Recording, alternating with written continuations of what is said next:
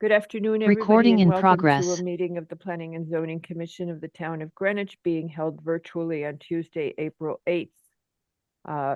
Just to begin, we have several postponements and one withdrawal, as I remember. The first postponement is Sabine Doverton LLC at 45 Doverton Lane for a final site plan. Then we have withdrawal, which is 530 Old Post Road Partners LLC, and that was for a final site plan and special permit to make to convert an office building into 10 residential units, one of which was going to be affordable. Finally, we have 100 Clabbered Ridge, which has been, but I feel like I missed one. Yes, yes, I did. 100 Clabbered Ridge for a final site plan and special permit to remove some of the structures and reconstruct them. Then Burning Tree Country Club, which is also postponed, and that is for a final site plan and special permit to work on the pool building, to demolish the existing pool building and reconstruct it at 120 Perkins Road. Also, this afternoon, Mr. Wells has to leave at 5:45, Mr. Wells? 5:30, Madam Chair. 5:30. And if we, what I would suggest is just in case, when we, actually, I think we're gonna be okay. But just in case when we get to St. Paul's, if it's close to 5:30, I would suggest that you go ahead and give the seating to Ms. Jenkins, even if you're still here, so we can have her for the That's vote. fine. Yep. Ms. Jenkins will be seated for Mr. Wells. And with that, we can begin with what is now with the second application, which is, as Sabine Doverton has been postponed. That application, I have to wait for him to come in. And Mr. Hegney has raised his hand. Are you doing that, Pat? Yes, he should be receiving there you go. There he goes. Okay. So that for our first application is AGW Greenwich LLC for a final site plan to change a second floor use from a salon to an office use on an 8,732 square foot property at 7074 and 8086 Greenwich Avenue in the CGBR and Central Greenwich Impact Overlay Zones. If you would proceed now, Mr. Hegney, and Mr. Wells is seated for this application. Great. Thank you, Madam Chair. Good afternoon, members of the Commission. For the record, Tom Hegney on behalf of the applicant. We came to you last year to convert what is currently an art gallery and a salon to all office, which is what it had been since the building was built in 1964 up until the salon came in 2019. The art gallery then came in a little bit later. At the briefing, there was a question as to how the beauty salon got to be the size it is. I took this off of the building plans in the building department, which were part of permit 19-2507, which showed the 948 square feet that is currently the salon. They have 7 stations within the salon, and under our parking regulations, that requires 14 parking spaces. If it was just office, that would require only 6 parking spaces. So or 7 parking spaces, so half. I know Mr. Lowe mentioned that the question as to which requires more parking. The parking requirement for salons is very onerous because you need to have 2 parking spaces per station, which oftentimes is much greater than you would for just either retail or office. So we have 948 square feet for the salon. 677 is what's left of the office use, which was the Taylor Moore Architects, and then became Laura Kaler's architectural firm. and then the art gallery, which is 2,445. There's also 812 square feet, which is hall and bathrooms, which are not. We separated that out. Just gave you the net square footage for the other uses. So my client has continued to market it as office space. After the last hearing, I had a couple of conversations with Pat as to how we could address the ability to market it as office while we obtain parking that would be required. And my thought was to file the application that we have before you now.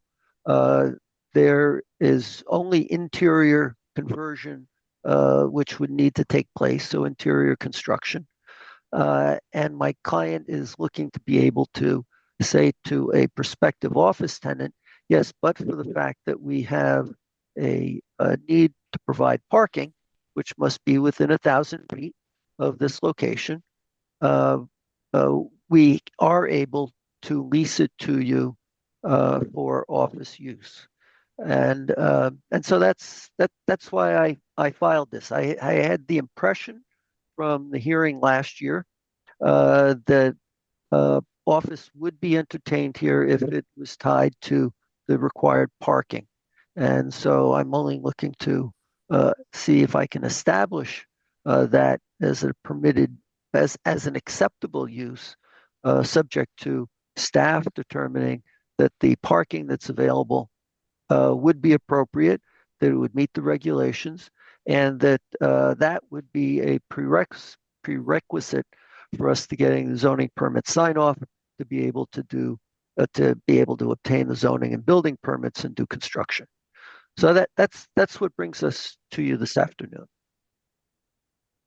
So I was really confused by this yesterday because if you have the park, it feels circuitous. I don't know how else to explain it, to explain why I'm so confused. So if you have the parking, then we would approve it. And you could go ahead. If you have the parking, you could just do it. And we're happy to accelerate you if you've secured the parking. I think you were listening yesterday. We're happy to help the business succeed, but if you've got a deal for the parking, why not just do that now? Well, if I'm, I first need a tenant. Okay, so why would you get Because I don't really building need permits? parking unless I have that office Okay, tenant. so then I'm not gonna, this isn't a zoning question, but you wouldn't want to apply for a building permit if you didn't know who the salon tenant was, because one salon tenant might want six, I don't know, hair dyeing stations and 2 cutting stations. You don't know what they want. So when you go to do the retrofit, wouldn't you want to know who your tenant was? You would want to know that you have my. I mean, I But mean, I guess the salon is there now and also does not require parking because we're within the front and rear building lines and we're less than 15,000 square feet. So the which is salon interesting why and the you gallery don't say, need it. and then it was interesting why you did the hit on us about how onerous the parking requirements are for salons. You might That's have true. even been on the commission, but as you pointed out, there is no parking requirement on the salon right now. So it doesn't seem so onerous. And you might have even been on the Planning and Zoning Commission when those were put into place. I So, think that was after me. But so that- how- In fairness, Mr. Hagney, I didn't say anything about the parking regulations being onerous one way or the other. no, Mr. No, Hagney no, did. that was me. He But you said that. alluded to something to a statement or comment I made yesterday. Yeah, and I wanted to follow up on that, Mr. Lowe, because depending on the use, for example, a restaurant has 1 parking space for every 3 seats, plus 20% But for not staff. in the CGBR the if they're sal- between the building lines. So we're not Right. talking about that. So you're But bringing the in a different actual, zone. And I don't think that's appropriate for this discussion. so my only thought You'll was keep talking th- anyway. there Okay. are certain uses that are more intense in terms of their parking needs. Salons are one of those. Right. and they do use a lot of parking. They do. So I'm So I was here's just the, using that as an example. That's so, all. but then you said we were being onerous. It isn't that we're being onerous. It's that salons have a big demand. So let's go back to Right. the basics. The basics are, yeah, the way you put it is like bad old commission making onerous requirements. So let's go back to the basics here. We have regulations for us to say, yes, we will approve anything that complies with the regulations when you bring it into us, and we're going to tell you that now. That's really a tough request for us to deal with, because then we might as well pack our bags and go home. Because then we could just tell everybody, don't bother coming back don't bother coming into the commission, because we'll approve anything that it'll be fine as long as you comply. Right? I mean, Actually, so, I don't think it's quite that, Madam Chair. well, I always Th- like to generalize from the specific, because what is what is your application laying the precedent for? And I always like to go to that, so that what you're saying is, look, we're going to comply with the regulations, so approve us now. We're happy to help you. I want to help you do this. I want to accommodate you, but not by giving you an assurance of an approval should you have parking, because then it is predetermination. Quite frankly, we don't have all the facts in front of us, and it would be predetermination. So, I mean, legally, I don't see how we get there. Now, tell us how we could help you in a way that works within the legal construct. So we have an existing building. This is existing space. That's 4,582 square feet. My client would like to be able to market it as office. Office is a permitted use in the zone on the second floor, subject to having parking. Right. And so the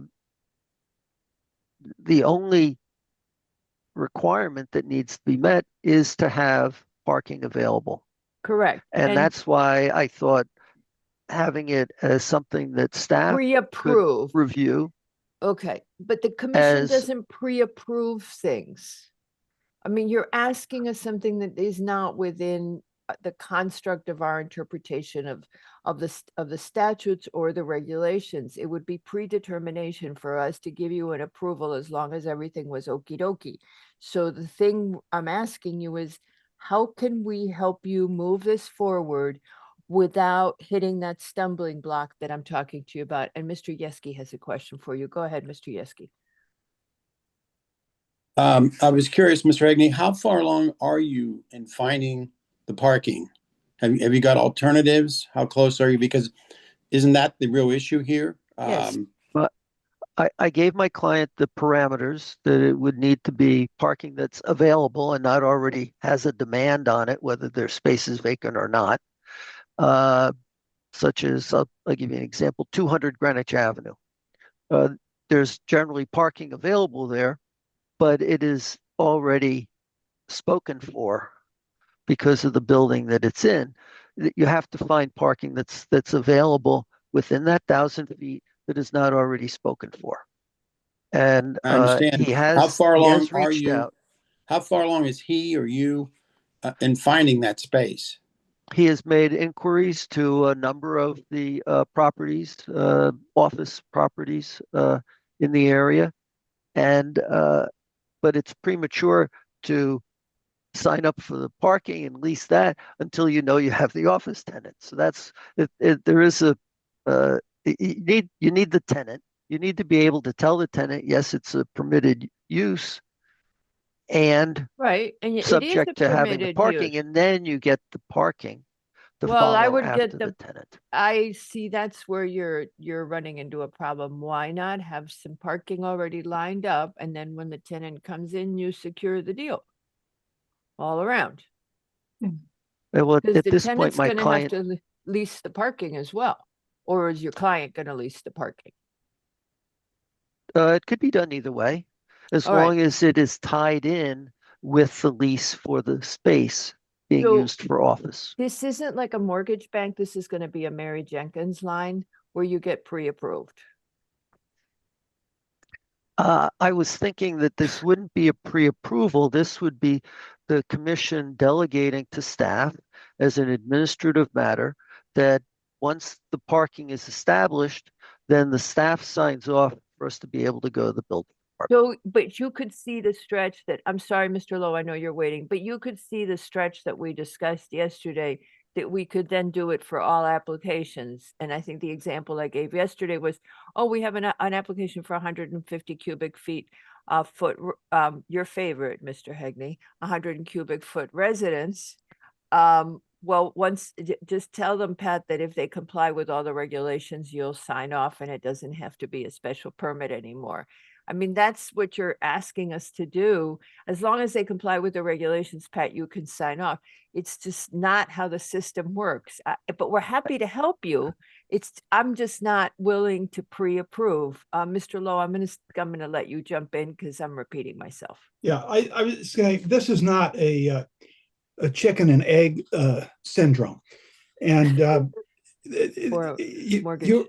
you're asking us, as our chair has mentioned, you're asking us to sign off, hand it to staff.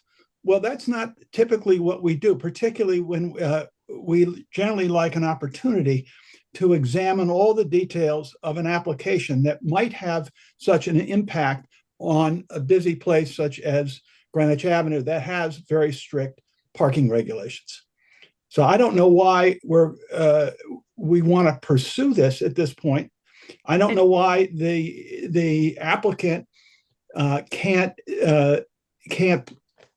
look for a tenant with the understanding that it's contingent upon securing parking. And part of that Mary? is timing. Oh, sorry.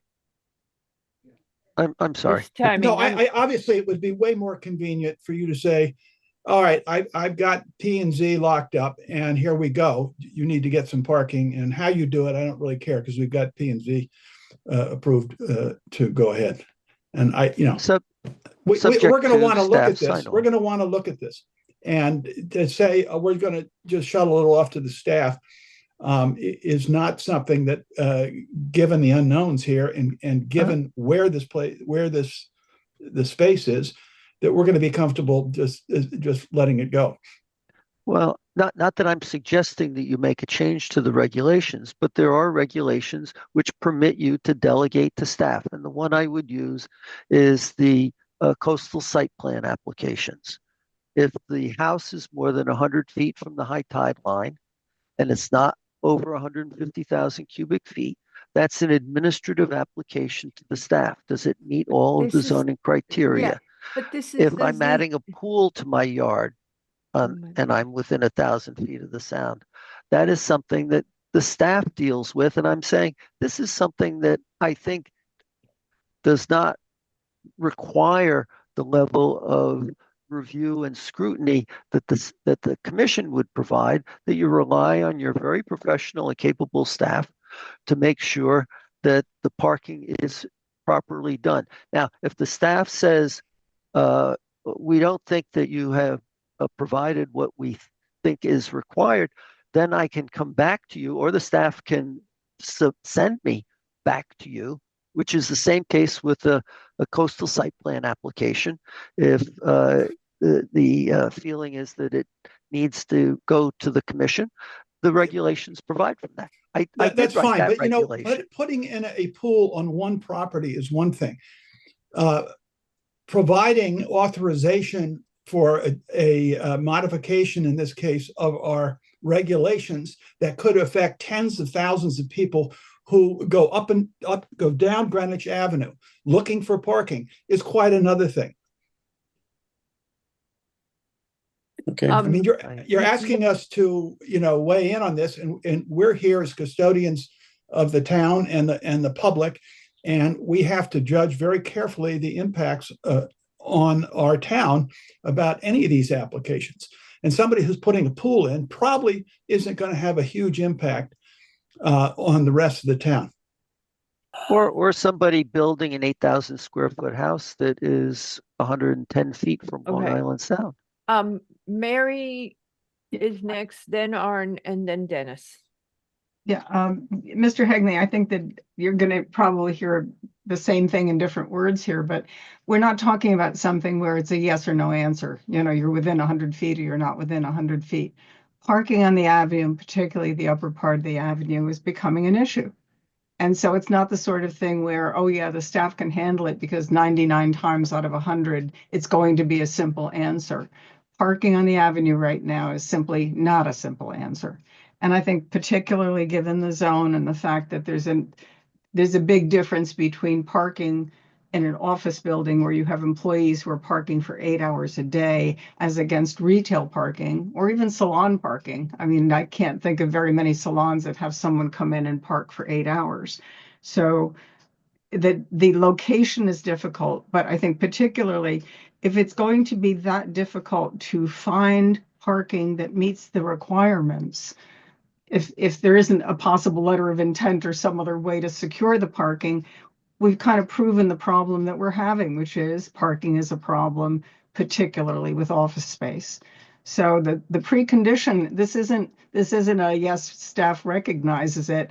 This is something which is very peculiar to this property location and the issue of parking on the avenue. So I'm a little uncomfortable with treating this like a yes or no question because parking isn't a yes or no question anywhere close to Greenwich Avenue, particularly second story uses. Mr. Wells? Yeah, just a quick suggestion. Don't want to debate this further. And that is, obviously understand the applicant does not want to commit to parking. It's an expense. I get that until he has a tenant. But perhaps he could get an option on 7 spaces for a period of time during which he's going to, improve the property and market it and cover it that way. Then he comes back to staff with the option. Hey, I have the option to, use these 7 parking spaces over the next 1 or 2 years. I don't know if that's available, but it might be worth exploring because I'm not sure what your applicant is asking for is going to work. Exactly. Thank you. Okay, there you go. So I think everybody who's seated has pretty much weighed in except for Mr. McRae. I'm bored with what everybody else is saying. Okey doke. But what you haven't answered for us, Mr. Hegney, is we would like to be helpful. We understand the problem. And the undertone that you're getting is also, we are very concerned about the shortage of parking on the avenue. And really want to make sure that whatever gets done is correct and works. As you know, we've been very worried about a couple of the applications that have come in. So if there's something we can do to help, and we said this to Patrick yesterday, if your client has a potential tenant and can get the parking lined up, what we asked Patrick is, we're happy to accelerate your hearing and have you come into a meeting immediately if that's the issue, if that helps. So once you've got the ducks kind of in a row, come on in. You've already done most of the legwork. Come on in and tell us what you need. I mean, we want to help your client succeed, but we're not going to render a pre-approval.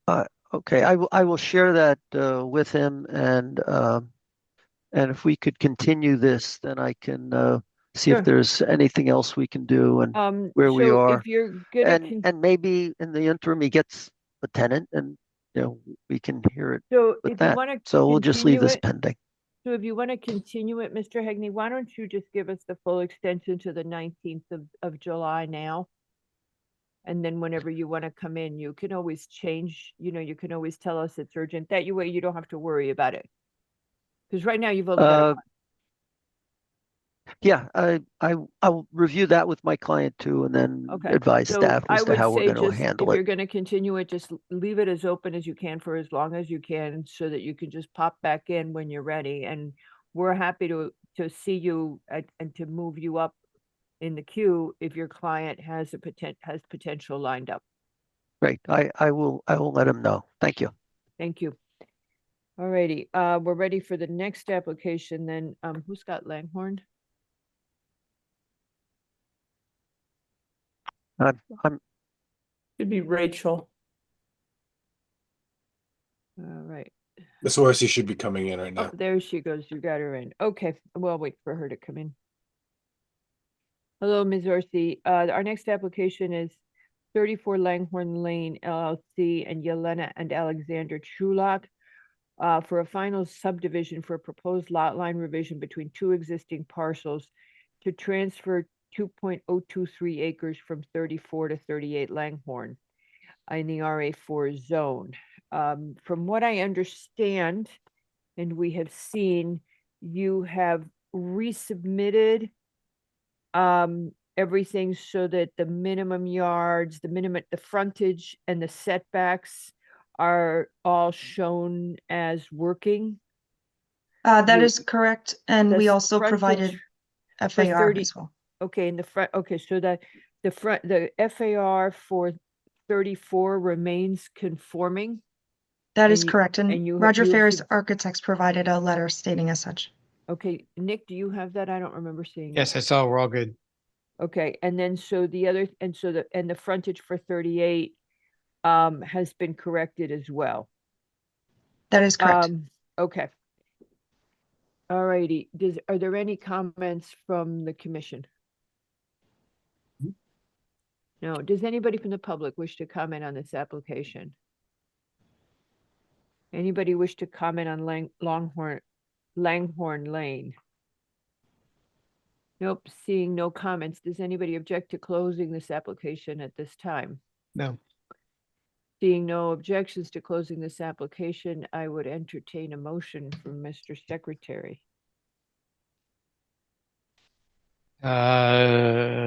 Let's see, this is 3438 Langhorne Lane, PLPZ 2025-081. Applicant is seeking to a lot line revision where approximately 88,155 square feet will be transferred in the RA4 zone. The commission finds that the proposed application is neither a subdivision or a re-subdivision. Approximately 8,155 square feet or 2.023 acres will be transferred from 34 Langhorne to 38 Langhorne. The lot line revision is proposed to provide additional FAR to 38 Langhorne Lane. Zoning issue comments stated 4325 indicating issues with required yards has been resolved.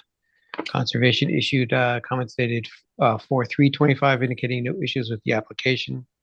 Health Department issued a memo dated 3/2025 indicating endorsement for the application. Engineering Division issued comments down 4/2/25 indicating the lot line revision is acceptable. And the Wetlands Commission issued a permit needs questionnaire on 3/4/25 indicating no action required. Therefore, a motion to approve with the following comments that the applicant is to address any outstanding staff or interdepartmental issues. I think we should just make it a motion to find that this is neither a subdivision nor a re-subdivision. Yeah, I said that. That's good. Okay, and then okay. Do I have a second? Tracy? You typically want language about the record sheet? Yes, please And there's add that. language- Yep, Yes, that they will file the record sheet with the signature, et cetera. Sometimes we don't say it. All right, with that, do we have a second? Second, Mr. Wells has seconded. Mr. Yeski, how do you vote? Aye. Mr. McRae, Aye. Mr. Lowe, Aye. Mr. Wells? aye. Albin is also aye, and with that, the motion passes 5-0. Thank you very much, Ms. Orsi. And thank you to you, Chairwoman. You saved me my whole presentation. There you go.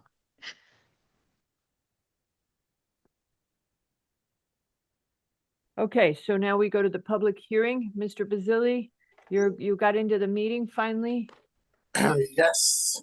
It was weird. He couldn't see the invitation. We kept trying to promote him and he kept not seeing the invitation to promote him. Oh, well, just the worst thing is, although born in Brooklyn, I'm sorry that Clabbered has been canceled. Didn't get that? Okay. We're just gonna. All righty, Mr. Hegney, so the the- next application, yes, go ahead. I was going to say the speed at which the commission moves is sometimes blinding. Especially when so many applications have been postponed. Yeah. All Hey, righty, everybody so, deserves a break. so our next application, it's 4:30. Yeah. If whatever we do with this, if we were to render a decision, if we do it in the next hour, we would be all right. Yeah, but I mean, Mary's here, so Mary's here, if we okay. bleed over, I think We're Mary's gonna just get, perfectly okay, capable. let's just seat Mary then, and we'll Sure. unseat Arn. Okay, so Mary is going to be seated. Jenkins for Wells. All right. St. Paul Lutheran Church for a final site plan and special permit to create enclosed vestibules in the front and rear of the church, provide handicap accessibility to all floors. And the total volume exceeds 150,000 cubes pursuant to section 6101A and associated site work and landscaping, etc. This is at 286 Delavan Avenue. Mr. Hegney, you listened yesterday. You know the questions we raised. If you want to start from there, that's great. Otherwise, Thank you, Madam Chair, members of the commission. For the record, Tom Hegney on behalf of the applicant. The church was constructed in 1962, just in time for Rudy Rydberg's confirmation there. And basically, there have been no changes to the building or the site since that time. One of the concerns was expressed by the town engineer on sight lines and parking and maneuverability. None of that is changing. All of the parking that you see on the proposed site plan is existing, right where it is.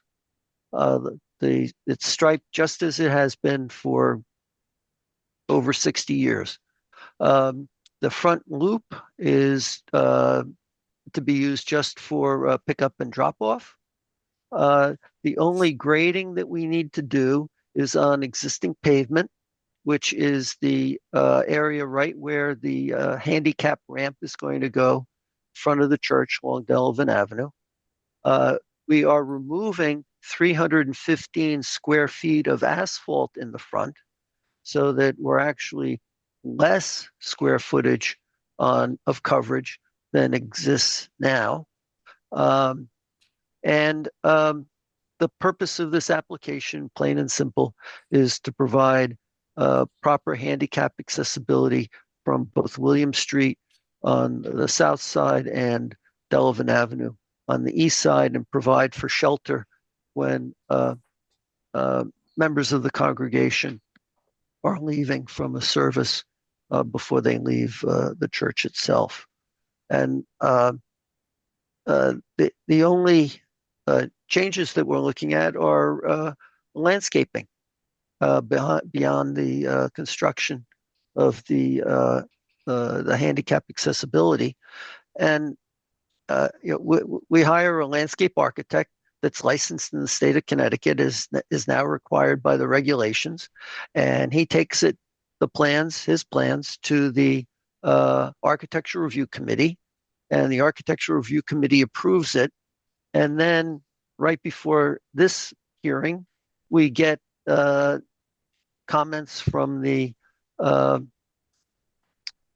Conservation Commission. And when I spoke with Mr. Pop about those comments, one, he said the shade trees are all native.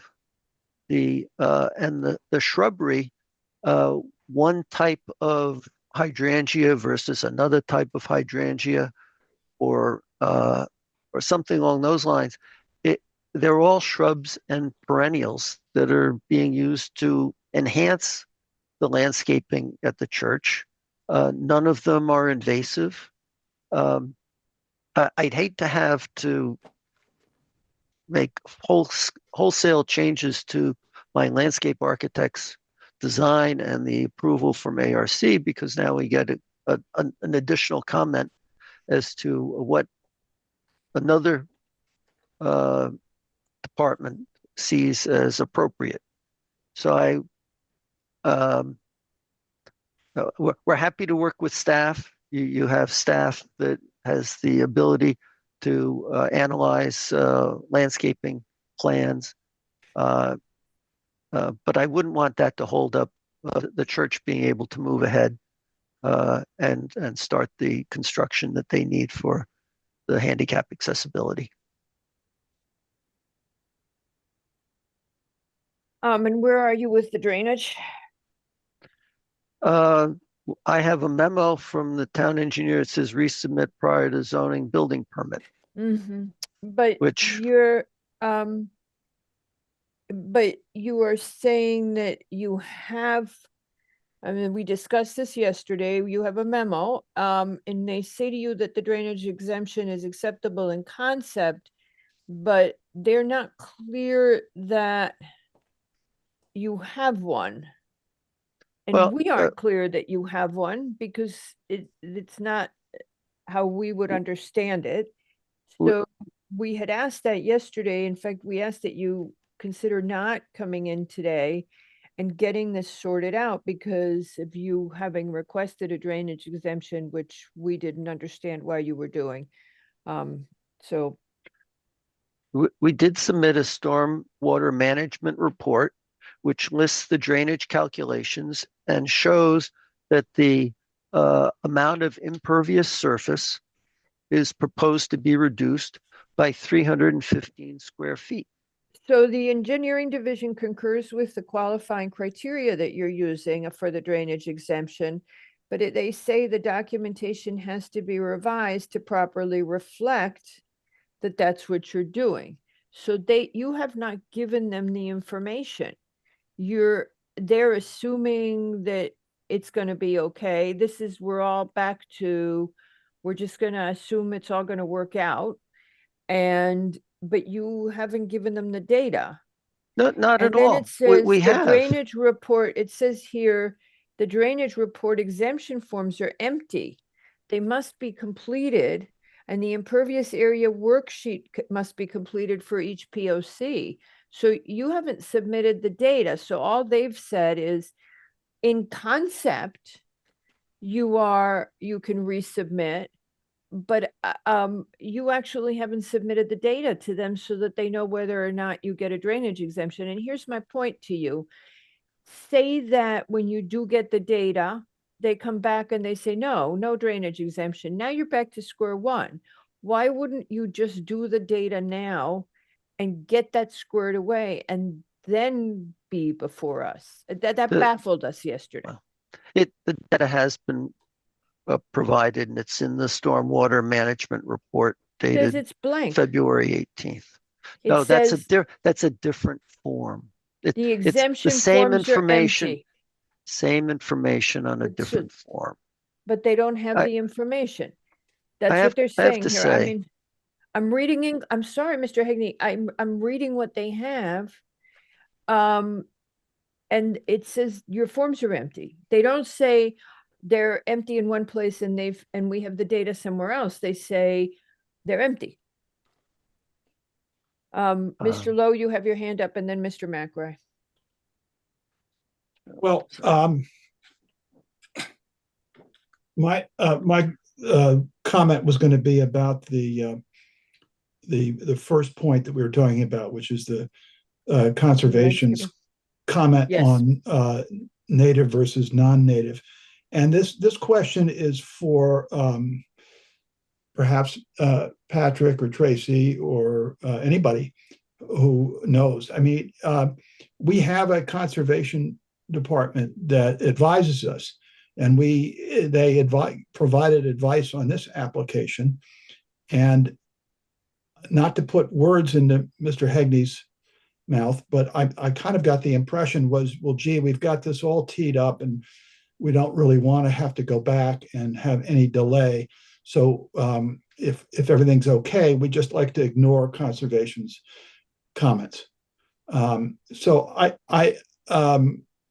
where do we as a commission stand? Perhaps Patrick, to put you on the spot. What we normally do when it's planting choices like that, is we ask staff to work it out with conservation. There's input from ARC, and a lot of times, as you know, we will say, would you work with conservation, and would you integrate more native species than what you have? Because the comment is Choose natives, Yeah. native alternative to non-native. in right. the planting Planting is plan. mostly non-native. So what we will normally do in this situation, if everything else were done, we would just say, let's work it out and have a staff sign off, go to native. But then we have this question with not being clear that engineering has the data on the drainage exemption. And again, not wanting to be put in a position where if the data isn't complete and engineering ends up not liking it, we end up having something change because the drainage didn't work. And we end up with that they don't have an exemption. We also had Nick made a comment yesterday about the two spaces that because of the ADA ad, there were two spaces that you thought weren't working. And then fire egress, there was a question about fire egress now. And it was during construction. Can So- I go back to the, I'm Yeah. sorry, I wasn't quite placated by what you said. My answer is we normally do the dance of if No, planting excuse is me, the only, yeah, excuse go me. ahead. I understand that. Okay, sorry. I guess my question has some frustration in it because we say that, and then we're left having evaluated the situation, passed judgment on handing it off to the staff to quote work it out with them, and never really knowing whatever happens here. So I would always like clarity and say, what does this mean to work out? Does that mean, well, we can't demand this, but we want to encourage? No, we can, because our regulations specify that it should be natives, that our landscape regulations specify the preference for native species. So there's clear guidance in them. Okay, so there has to be a compelling reason not to abide by the recommendation from conservation? Yeah, you got it. Okay. No, if I could just add, before it comes to you and before the conservation staff looks at it, it's reviewed by the Architectural Review Committee, and you rely on them to provide expertise. You have two very capable, experienced landscape architects on the Architectural Review Committee. And I don't know. I feel like I'm just running around in circles. Okay, so we're sorry that you feel that way, but the bottom line is that for some reason, the ARC did not address the strength in the regulations about native species. So rather than run around in circles, knowing that the regulations state that, would be to submit to ARC a plan that leans heavily on natives. And then if ARC wants to change it, you say, no, we have to do native because that's what the landscape regs say. Yeah, and again, I would feel way more. With all due respect to Mr. Pop, who I know is a great landscape architect, but he knows what the regs say, and the easiest way so that you don't end up in circles is stay with the native. I'm looking to feel a little bit more comfortable that there are some teeth associated with our regulations or those who are advisory to us and on whom we rely to get expert advice. And so I'm expressing my frustration. This one application is but one example, but across the board, that's why I was trying to address. Well, there's a lot of trust for us in Jackie and Bianca and the conservation staff. We know them well. We know that they understand our focus on native. But if you're saying people should fix the landscaping before we decide, we've only been doing it to accommodate the applicant, sending it back to staff and leaving it to be handled administratively. we can pursue it ourselves. I mean. No, I that's- just wanted to be, I Yeah. wanted to be more comfortable with the Yeah. process that is in place. Because I hear this, well, we'll have our Yeah. crack planting people take a look at this and do what the And best they my can. sense is I mean, I'd have to talk to John Conti and Hein about it, but my sense is they look at the overall layout and they look that it's well laid out, and they may not be thinking as much about exactly that the regulation specifies the focus on native. They Well, may not. that may be a loophole we need to close. Yeah, I mean, it's just a question of reaching out. I know that Conti is more okay with using non-native in his own work Well, as a yeah. landscape architect, but, And okay. and we Nick- know his feeling about arborvitae. I got all that, Yeah. but still. So Nick, go ahead. Nick is laughing. Mr. Hegney, is Mr. Pop available? Yes, yep, he's in the audience. So Nick, you wanted to comment while we're waiting for Mr. Pop. You made a comment yesterday about the parking spaces. Was it for the ADA? There was something you had Yeah, noticed. there's, well, we'll start with that when Mr. Pop comes up. There's 3 accessible spaces, parallel parked ADA spaces in the back parking lot. I find that a little difficult as parallel spaces are more difficult to get into, and it only gives one side, seeing as that one side of that those parking spaces are a planter. I'm not sure if those are the best places to put accessible spaces, seeing as there's maybe not enough room around them. Also, same on the zoning location survey.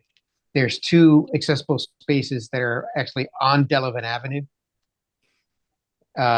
They're not striped as such on Delavan Avenue. I think that's public parking because it's on the street. I'm a little confused on that. Tracy, can you bring up the landscape plan? I've got a few questions for Mr. Pop, just so I'm clear and I understand what I'm looking at.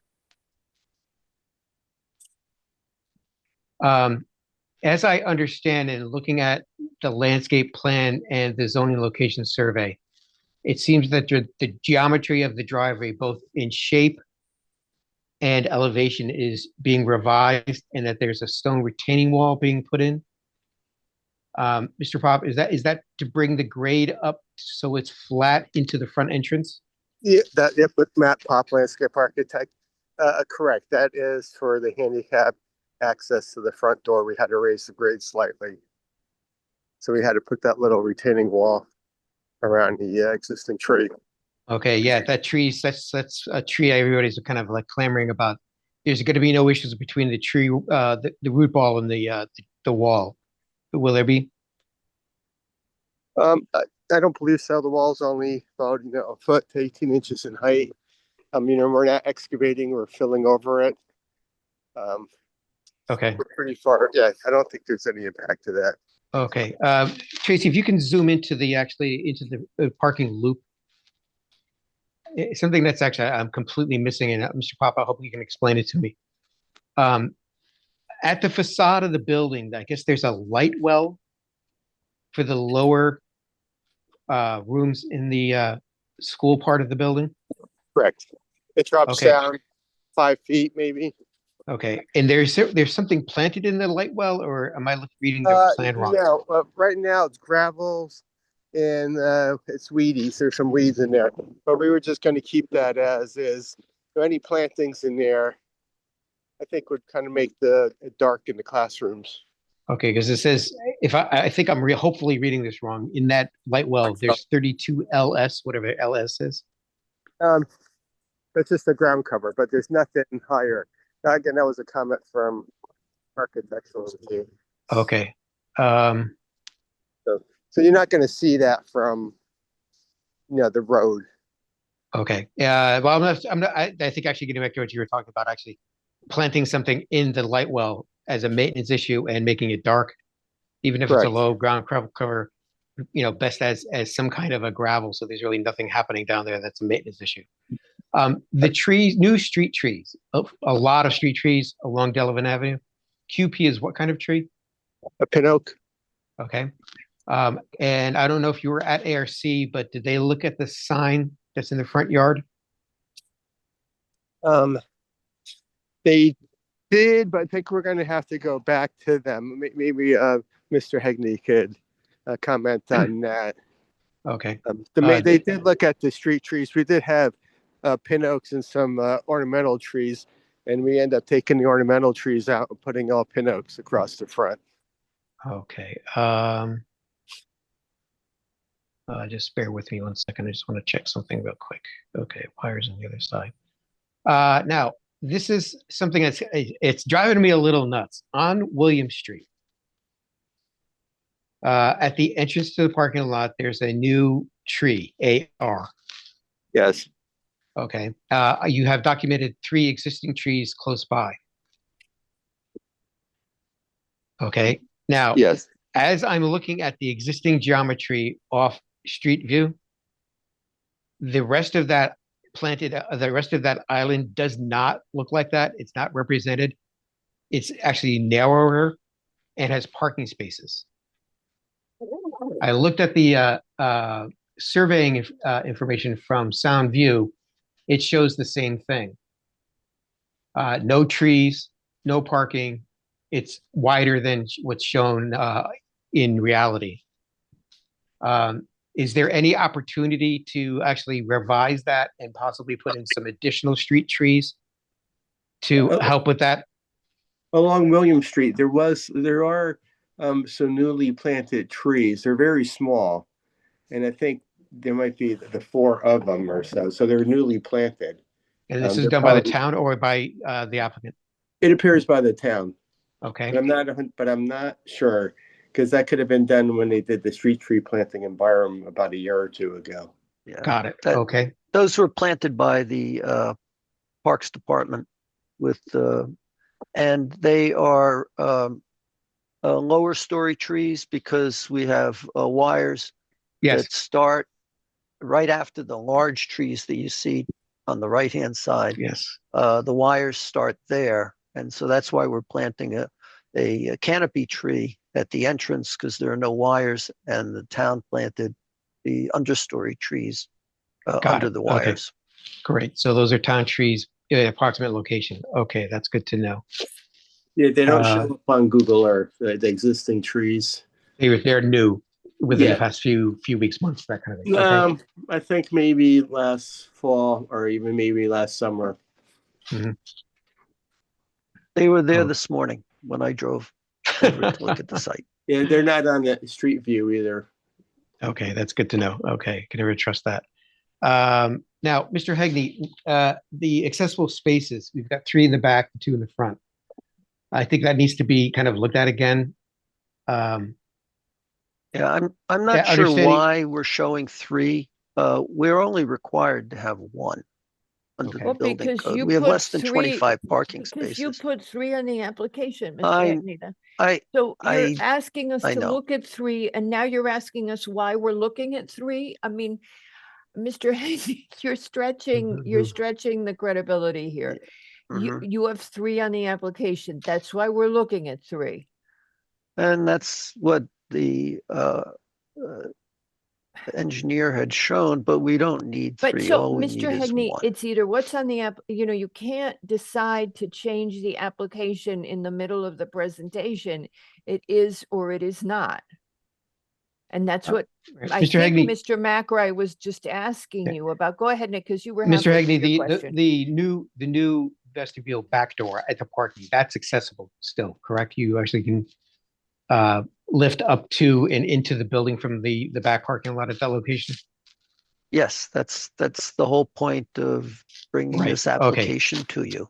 Glad you said that. That's the whole point. So I would think that actually, if you only need 1 accessible space, maybe making it a little bit closer to the door and provided you're going to have 1 in the front and 1 in the back. Okay. The proper geometry around it. Yep, there you go. That way, those parallel spaces can be standard spaces, and your accessible is closer to the entrance, and possibly at the front, where you have the front door, is looking at some place to actually maybe put a possible accessible space there. I would concede the point, actually, just, rather than messing up the geometry of the front yard, that might be a really good idea. Is Mr. Rydberg with you? Yes, Huh? he's right there. I'm Yes, here. he's there. How's Mr. everybody Rydberg. this afternoon? Rudy Rydberg for the applicant.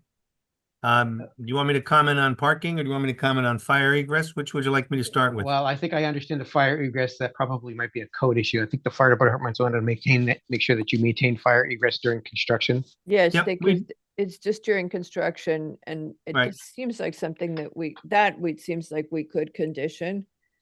But, given the other changes we're suggesting, we'd like to see it. Go Okay, ahead. Mr. Rydberg, in all transparency, I never trust renderings.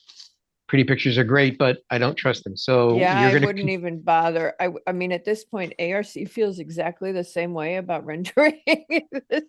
I think Hein calls them fiction. So, Mr. Rydberg, Okay. you can confirm to me that actually the trim of the roof coping, the rakes, all of that, and the new work are going to be all the same color? Dark browns, if you look at drawing A6 I don't know what number it is in your thing, but my drawing A6, our drawings are accurate. They're done in 3D Revit. The problem we have is that we normally would hire a renderer to do the actual color tones. So we don't have that perfect capability. So yes, it looks like it's sort of coppery, but if you look in the It's- spec, It's on sheet A6 14 of the presentation material. and I brought that up to ARC early on, saying, guys, you got to realize that we have some limitations, but we're looking here. The church building exists. I'm keeping the same materials, the same fascias and so on. Would I've liked to had it more bronze in the tone? Yes. And Okay, you know, so we put it you in the have, spec top right. That's the color of the So ACM material that we're going to use. okay, so the Gonna match. existing is Sheet not A6. changing. The existing is Existing not is not changing. changing. They just did the new roof and the new flashing on the eaves is bronze. We're going to match that. Okay, and then all the frames, same thing, the dark bronze color. Correct. Yep. And you see that in the spec. The fourth one down will be a Got it. Cornier system. Yes. Okay, and And- the storefronts of the school building will not be changing. No. Okay. Now, there's a discussion at some point possibly changing the facade of those because they're 1960s, poorly insulated, and some of them, the mill finish aluminum is quite pitted, but it's serviceable. There aren't too many leaks and so on, and budgetary reasons that would be a major change. Plus, you also have the existing stone aggregate spandrel panels that we're going to leave. They're in decent shape. Mhm. And the brick of the building, which is available, we can still get that brick if need be, but I think the only place we may need to use that is on the monument sign. And since you brought that up before, the monument sign that's there is not a great sign. It's not in a great location. So we're going to relocate it into the main island where that the famous charter oak tree, I'm going to call it, even though it's not an oak tree, I guess. Mhm. We're keeping that and we're going to put a new sign there. That'll be a new application to go in. The cross right now is going to be relocated be centered on the front of the church if they decide to do that. But those are So- separate applications. Okay, the monumental cross that's at the existing front door is to be relocated, but that's TBD. Yeah, exactly. We don't know if they're Ugh. going to do it. The old rendering you see where we had it before was actually going to go in the island because we were taking the tree out to make the front parking lot better accessibility, better, and putting in handicap spaces out front. And that would allow, so the problem right now is because the main floor is 18 inches below or above the driveway. Mhm. When there's a funeral, they have to billywog it up stairs to get in the building. This is now going to be made fully accessible. But once ARC requested that the tree remain, the geometry of that front parking lot doesn't meet town regs. Right. We can squeeze in an ARC, we can squeeze in the handicapped up there, which ultimately probably will happen. And right now it's free for all. It's the way it's been. As member, wasn't my church for sure. Mine was the Lutheran church around the corner, but our church was being moved at the time. So I went here and spent a lot of time at this church as a youth. So I can honestly say I know it pretty well. All right, another couple of The years. fire This would egress, be that will be part of we do that when we go into building department and work with the fire marshal. I would almost think this building's borderline historic mid-century now, because it hasn't changed at all. Exactly. And it's a great building.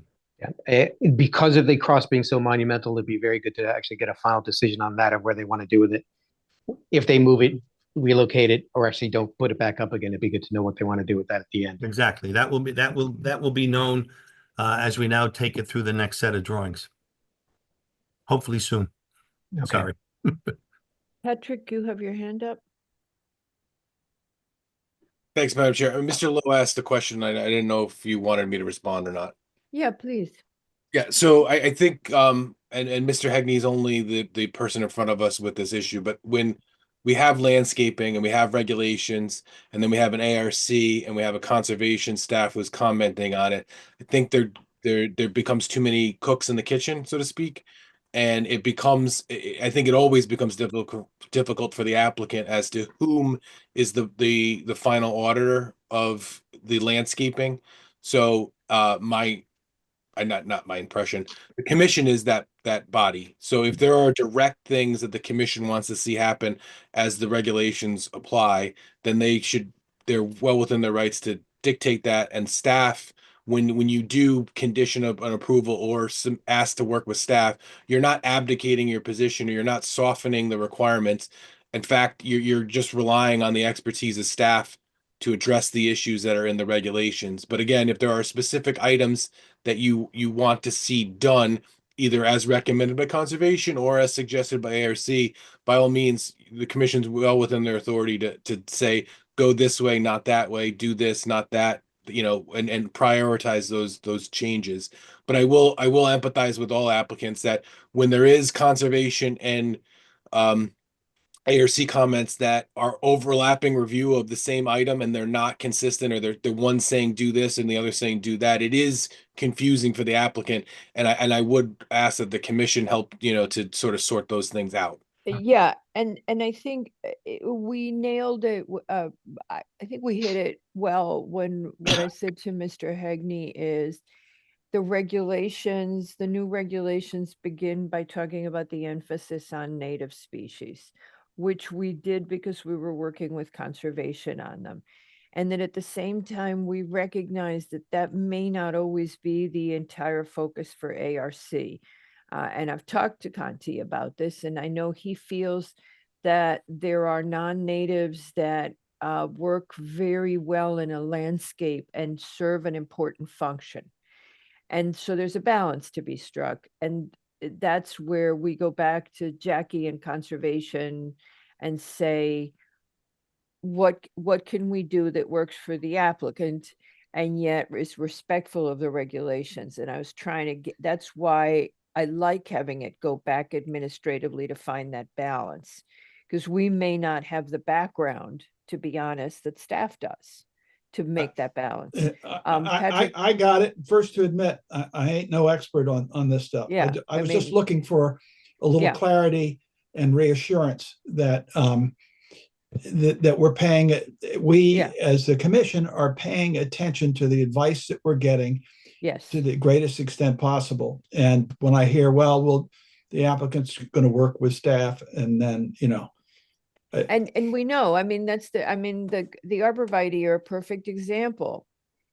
Peter Levy was strongly opposed to them, and John Conti has said, and we've joked with him about it, they're a workhorse in the landscape. Yeah, I know. I shouldn't have brought them up. I'm sorry. But yeah, no, but that's a good point. It's a perfect example. Patrick, you wanted to say something else, I think. Yeah, and also on the drainage, and I don't have an explanation, and maybe Mr. Hegney can answer this after I'm done, but it appears in looking through the materials that the information related to a drainage exemption has been provided, assuming that it's correct. And I'll defer to Mr. Hegney to say yes or no to that. But it's just, unfortunately, for whatever reason, the engineering firm that's doing the work here didn't use the form and complete the form with the data. But if you go to the I saw that report, the table at the last page there is, I'll just speak for myself. that is the go-to page on Yeah. the forms for the exemptions that we look to regarding impervious Yeah. coverages.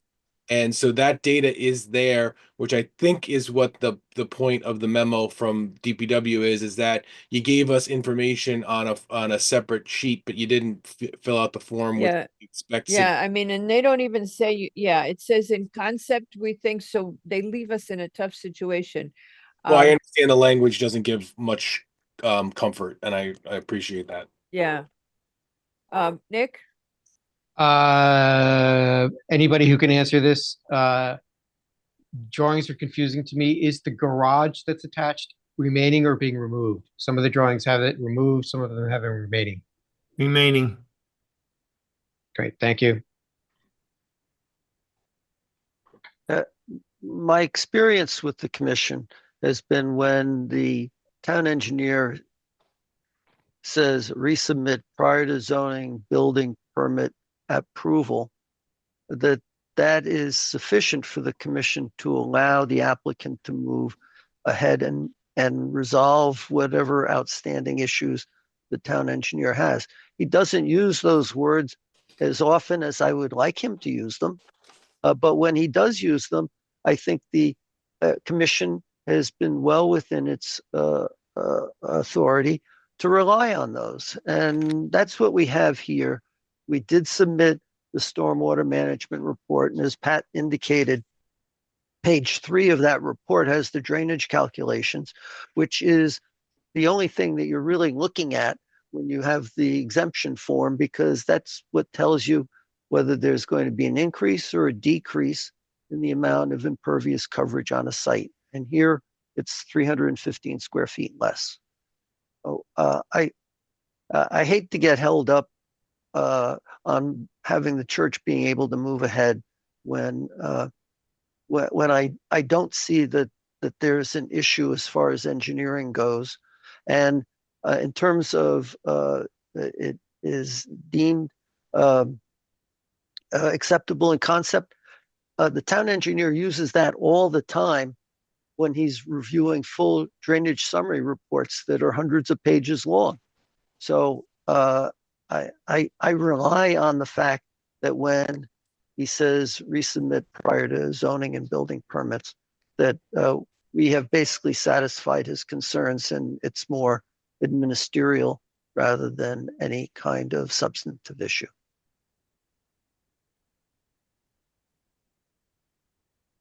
Anybody got any comments? Nick? So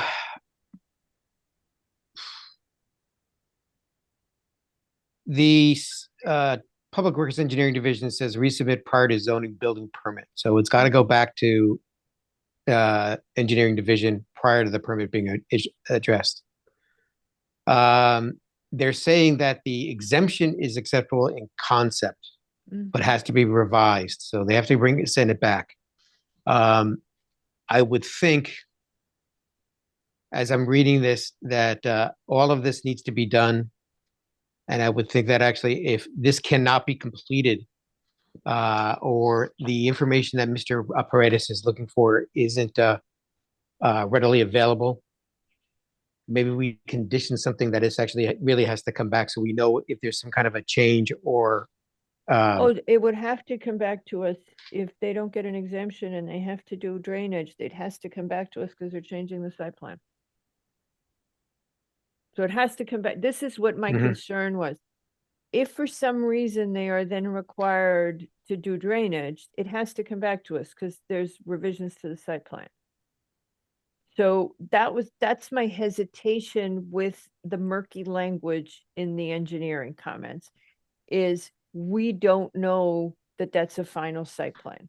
That's why I'm uncomfortable and I'm struggling. That's why I turned to the commission and I said, does anybody have any thoughts or insights on this? Because we don't know, based on how Mr. Paredes worded it, whether, and I get the point that Mr. Hegney's making. I scrolled back, I looked at the fact that it's just I get that it's just the forms, but why doesn't he just say, oh, you didn't fill the forms, but the data's there, so we're good? So does anybody else have thoughts? you know, I know Mr. Hegney doesn't want to get held up, but what we had said in the briefing yesterday is rather than have the applicant spend the money for 2 meetings, postpone tonight, postpone today, make sure you got Paredes signed off, and then come back to us at the next meeting, rather than leave this murky wording. That's kind of what I was hoping they would do, because I felt bad. Remember I said yesterday, it's an NGO. I hate having a church spend money paying all of you guys when they don't have to, when it could have just been cleared up, and we're in this situation. So does anybody have any thoughts? No. Yeah, well, I'm reading in detail Mr. Paredes' letter. Yeah, I did too. I've read it like Okay. 3 times. And I think actually he's okay with lots of conditions. Well, yeah, but he says it But- has to be redone, and he goes, the forms haven't been filled out, so it's okay in concept, but I don't have the numbers. But it's even more that, you know, it beyond the drainage. I mean, it's talking about I know. the delineation maps being revised, the landscape know. plan. I guess the town tree warden's already seen this, No, but that's you know, the kind of thing. tree warden signed off. We're good on that. Right. I mean, Existing somebody- condition survey map from February know. is outdated and doesn't reflect the existing conditions, so it's Yeah, okay. You know, I know. I did see that actually, Yeah. and it was updated. No, he has the date of February 26, 2007. There's an update on that map that's for November 26, 2024. So I'm not that's what we submitted. I can't tell you what Juan was looking at, but that's what was part of our application package. Okay, so does it, I'm sorry, so it was there, you're saying the updated was submitted. So Yes. Mr. Paredes, technically, he's got the information, but he's not acknowledging it, which puts us in a bind. And again, Yeski, Lowe, Jenkins, anybody else got input on how you would, what you're thinking with this? Cause I'm in a bind. I don't know. I'm uncomfortable with the wording that is in here. It seems very murky to me. Yeah, so. Okay, so Well, Jenky got her hand up and she's going. So then whoever's after that. Yeah, Nope. I think that the nature of something being okay in concept, but we have the forms filled out it's the two things are not consistent. And if it's a form and the information is there, can somebody please just put the information on the form?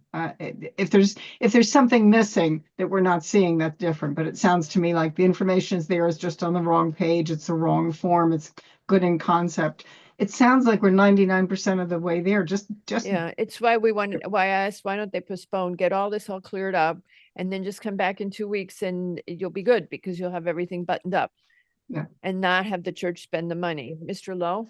I think you, as the chairperson, typically defer to the commission when there's some hesitation or Yes. some discomfort.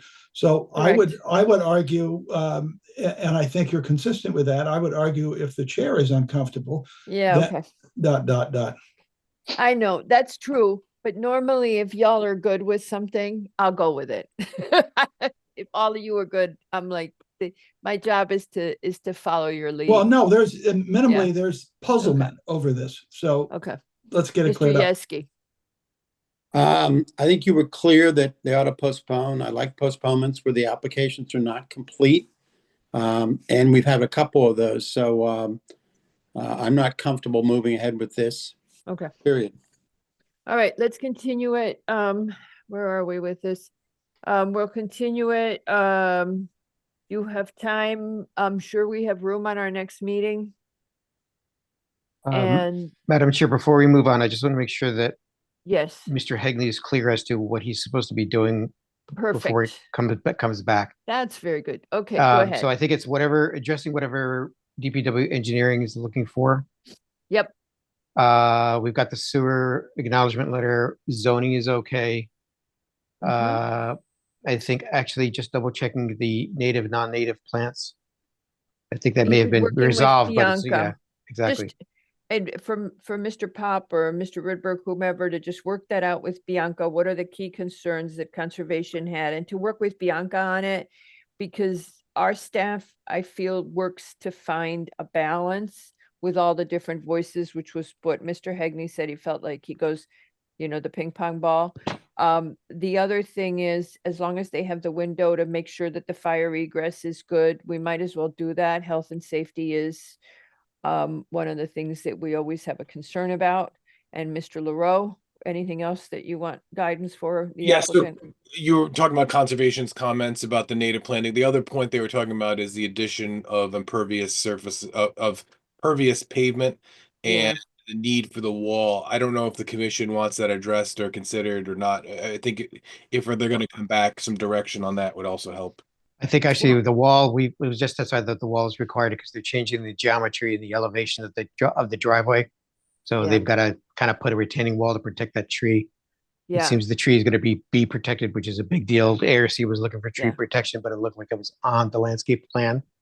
yeah. I felt like that's why Nick was asking those questions about Right. the wall, was because he Um, was trying to figure out the necessity for that very reason. So that's Right, why and- you were, right? Yeah, and I'm thinking an analysis of the accessible parking spaces. Mr. Hegney seems to think they only need one. If that's the case, then One in the Yeah. back. make it work properly and close enough to the front door so people aren't like all over the place. That So would be Mr. great. Hegney, that was confusing. You said you need 2 in total, not 3. No. Oh, we only need one because we have okay. less than 25 we have no more than 25 parking spaces. That's a building code issue.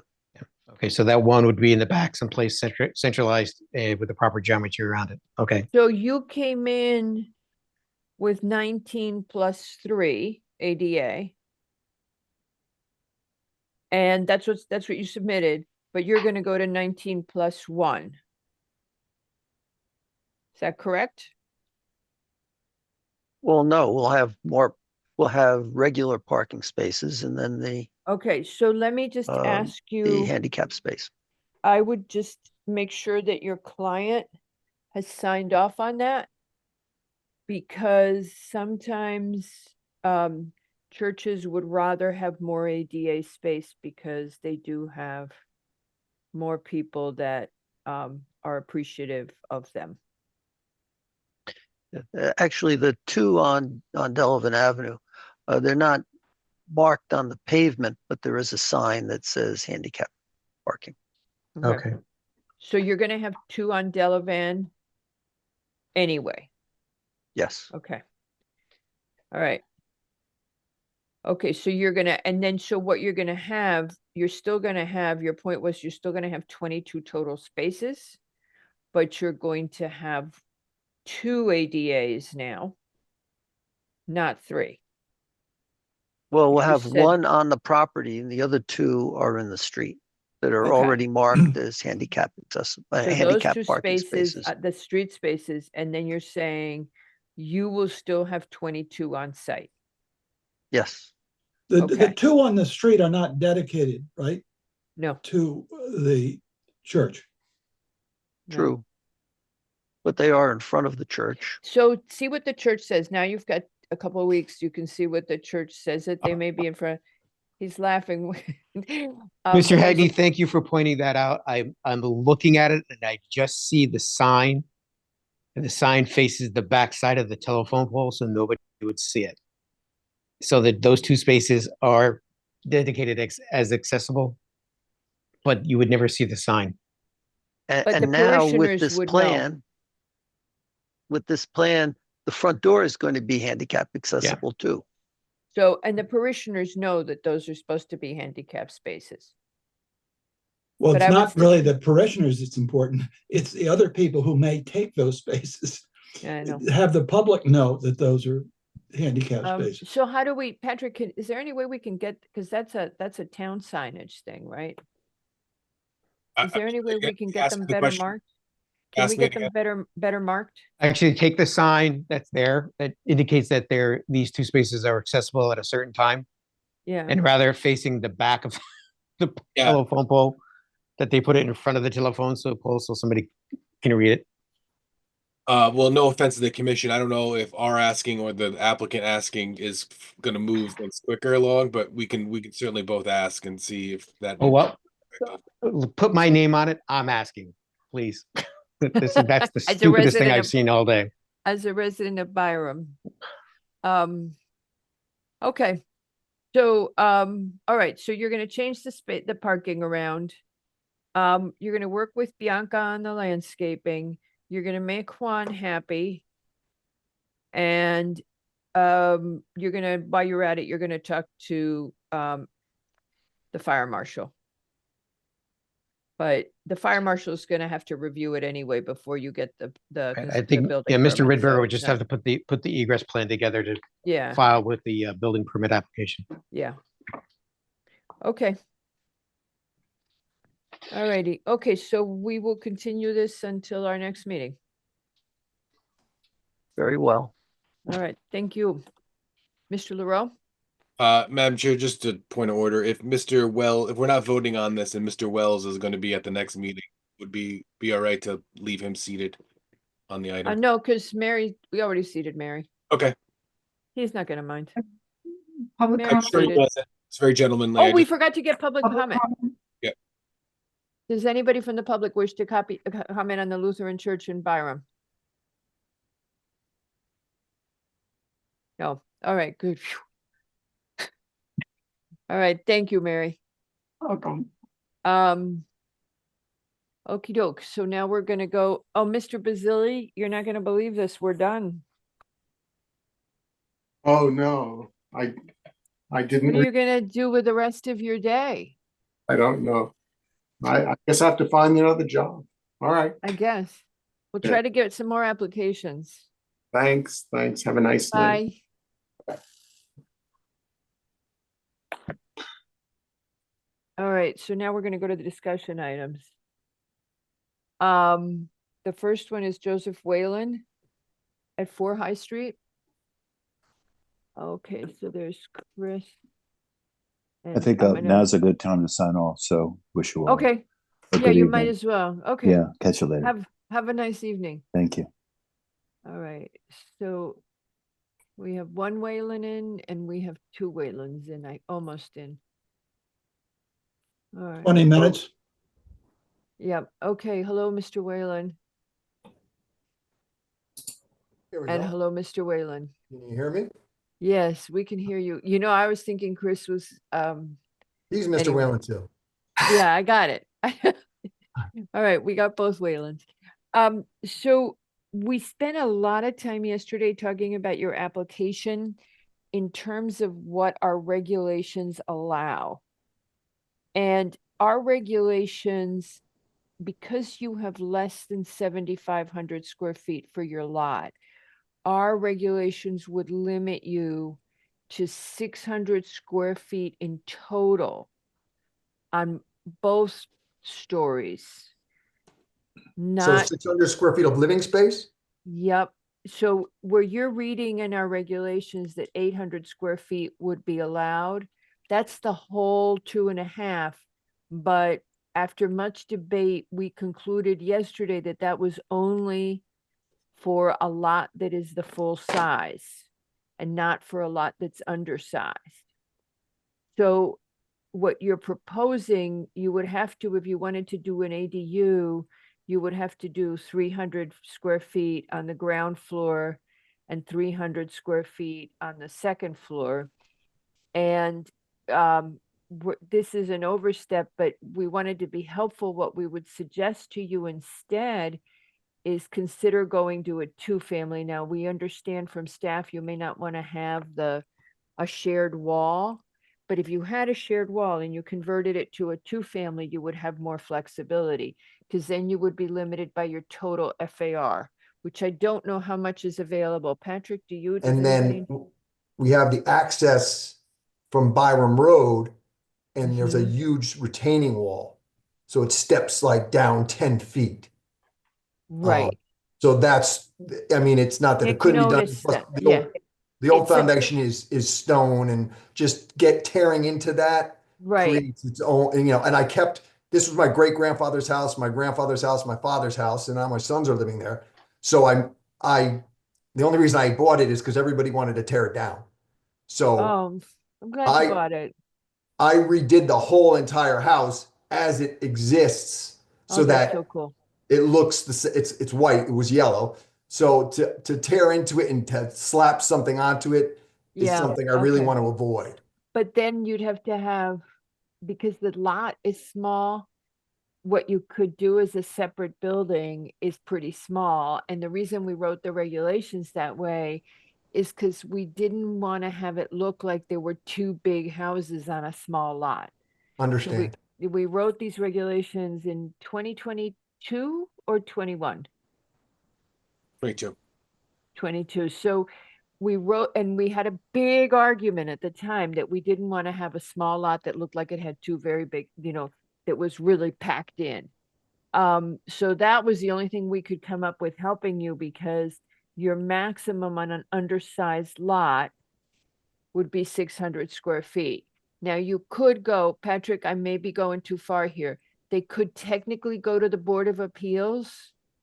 Well, I think if they need a special permit from the commission because the lot's not conforming, I think we could address the size of the detached building and the undersized lot issue in one application, but it would still be up to the commission to determine if they could go above 800 square feet but- unit, which I think the commission has sort of indicated that's not likely. Well, our read of the regulation yesterday that it was an or, and that you could not go above the 600 square feet on an undersized lot. That's how we read that regulation yesterday. But if we decided that, would they be able, is a possibility for them to appeal us? I'm not sure I understand the question there. Could they go to the ZBA and say they have a hardship because of the wall and the drop down? Appeal the size of the detached unit? Yes.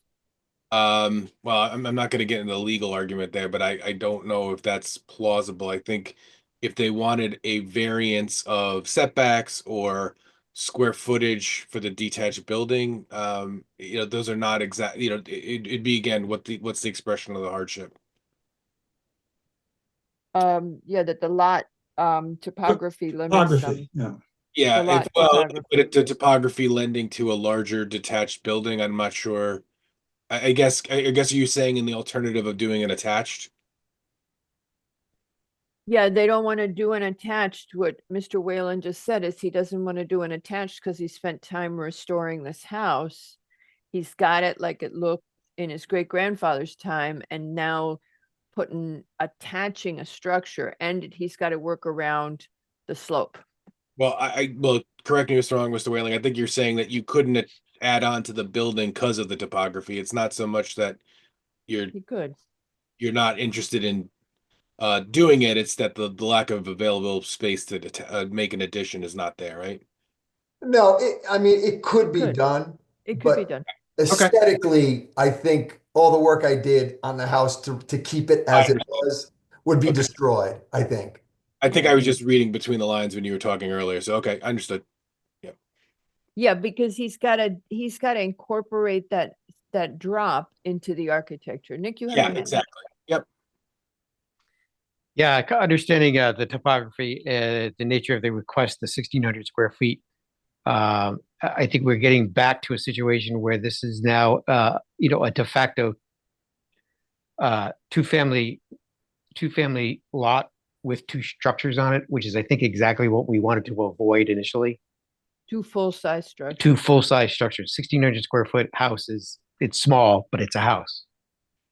I think actually it's, what is the actual architecture and how it works for doing an addition on the back end to make this work as a two-family house. But I think as an ADU, he has the option of, coming in as site plan special permit for everything above what's allowed. It's a non-conforming lot. It's too small. And I think actually our discussions were if you had a non-conforming lot or a ADU that was larger than what would be allowed, it would be site plan special permit in front of us. And I think, this is both, right? Right. The lot's too small, ADU is too big. Right. So what you could do, okay, Patrick's got his hand back up. Go ahead, Patrick. Well, I think the unit size as a detached, I think that is a fixed number, Madam Chair, based on the regulation. I don't think we could, I don't see a way that the commission could grant a larger ADU under the regulations. No, we cannot. If the detached structure was to be larger than the max stated, I shouldn't say the max, it's a qualified, Yeah, because we trigger. say if your lot's too small, we say you can still have an ADU, but you can't have an oversized one. And that's Yeah, what well, our I'm just regulations. talking about consistency with the regulations as it relates to accessory buildings. In other situations, applicants can have a larger detached structure. It can't be over 25 feet tall, but they could have a separate building, and it could be allowed larger if they have floor area to design that way. And then that's what the exception practice is about, is allowing those reviews to be done so that the neighborhood issues are addressed. But again, it would still be, the unit would be limited by the square footage. So then I guess the need or the desire to do a larger detached building may be limited in that regard. So we leave you with the question of how do you want to move forward? You could, I mean, you've got the question with the wall and the drop down, and as you point out, you could work around that. So I understand my two options. That you said 600 square feet, but then you said 300 on each floor, or could I do 600? 300, you can do 600 in total, just So I like could you do would a- only, No, yeah. hold up. In theory, I could do a 2-car garage with a 600 square foot apartment above. You could, well, so if the garage, well, we're getting into a little bit of nitty gritty here, but Yeah, so that's okay. it's 800 for the unit. Okay. It's 600 for the detached without getting an exception, a special permit essentially from either the commission or the ZBA for going larger than that. But And he that's, can't do that because it's an undersized lot, well, and that's what the I think the regulation accessory says. structure. I think the accessory structure issue is separate from the unit issue, but that's fine. Okay. It uh, is. So let's just answer his question. If you yeah. put So the so 2-car if you're garage, required to have one parking space for dedicated to the ADU, if one of those garage spaces was for the ADU, then it would have to count towards the total unit count because it's all above grade. If the surface space was going to be for the ADU and the let's say it's a 2-bay garages were for the main house, then I would say it would be the access way up to, and then the second floor of the unit to be counted as the official unit size. Okay, so I could make. Oh, you froze, Mr. Whalen. Sorry.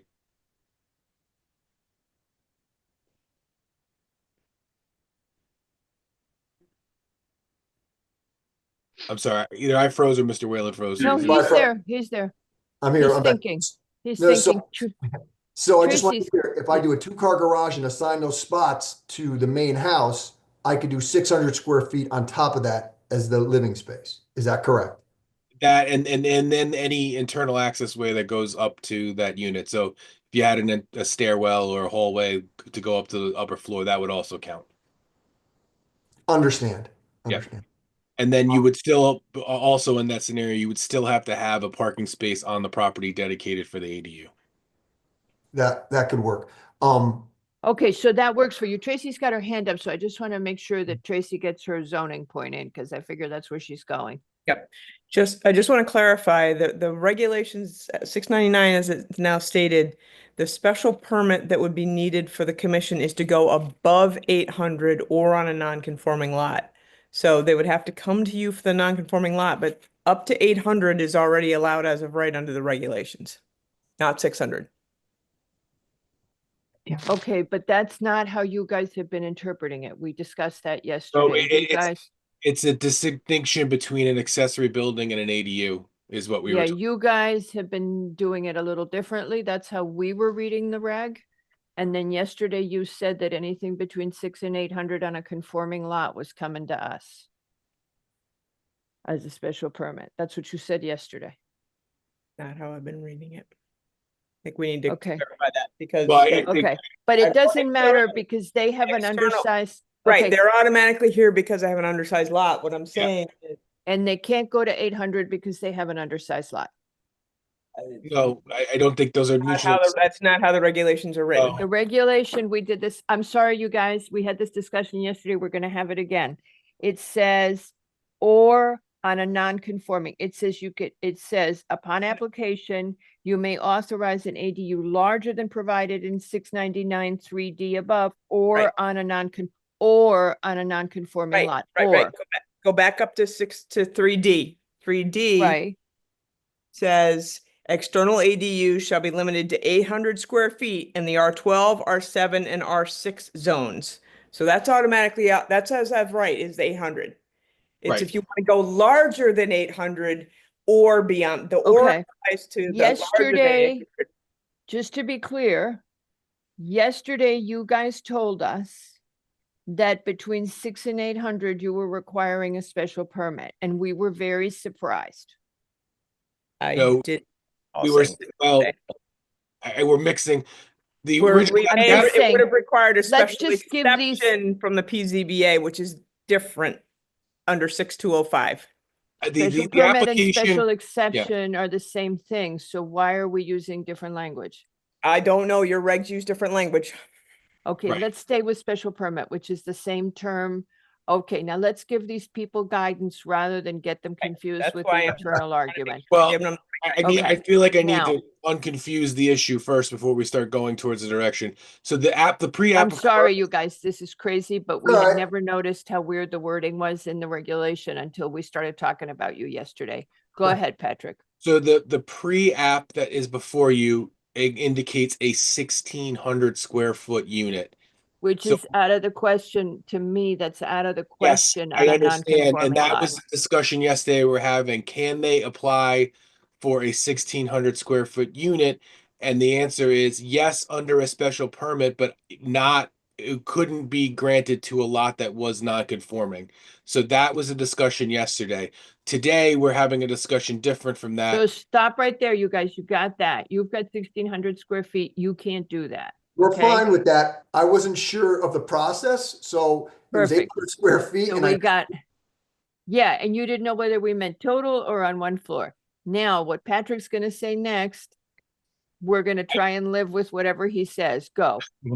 Well, I believe the interpretation has been to this point that a 800 square foot ADU is allowed in this zone, and if it's on a undersized lot, it needs a special permit from the commission for the location and size of the detached building that's greater than 600 square feet but less than 800.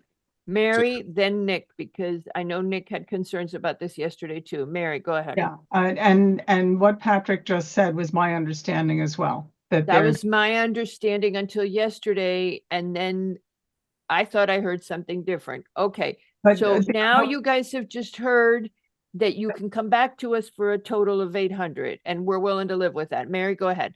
yeah, the second point, however, is that as it's currently placed, there's a failure on the rear setback, and you cannot create a nonconformity either. So to the You- extent that that needs to be addressed in some way, is So also. that wall is making trouble for Mr. Whalen again, because he's too far back and you're going into your back property line. You're getting too close to the back property line. Yeah. Now, for that, could they get a variance? They could, yeah, that would be something for the ZBA to. So do. there's this different board. I don't know how much you know about bureaucracy, but there's this different, yeah, I know. I felt that way 20 years ago. So there's a different board that might be able to cut you slack. We can't speak for them, but if you're too close to the back property line, it's possible that they would give you a variance from that, since what you would say is, I've got this wall and I can't build, I don't want to build on top of it and work with it. So I'm trying to work on the other side of it, and I need to have a smaller setback. I'm okay with how you guys are interpreting that we can go to 800 with a special permit. I'm okay with that. The problem is, I did understand it not on an undersized lot, but I'm looking at you, Nick, because you're the R6 guardian. Mhm. Mr. Leroy, I just want to make sure I understand correctly. In a particular zone, I can have an 800 square foot ADU. Yes.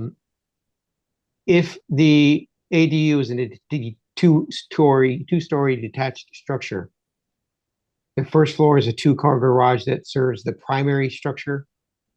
I'm limited to, say, 600 square feet in a particular zone as an accessory structure and 800 square feet as an ADU. I can build the ADU as of right, and I can build the 600 square feet as of right, according to 6205, without special exception. Is that correct? No, Or no, do- no, sorry, not as of right. It would either need a special exception or special permit if the total square footage of the detached structure, accessory structure, Mhm. is greater than that limit in the In 6205. Yeah. Got it. Okay, that's great. That's what I wanted to Yeah. Oh, thank clear you up. for asking that. Yeah.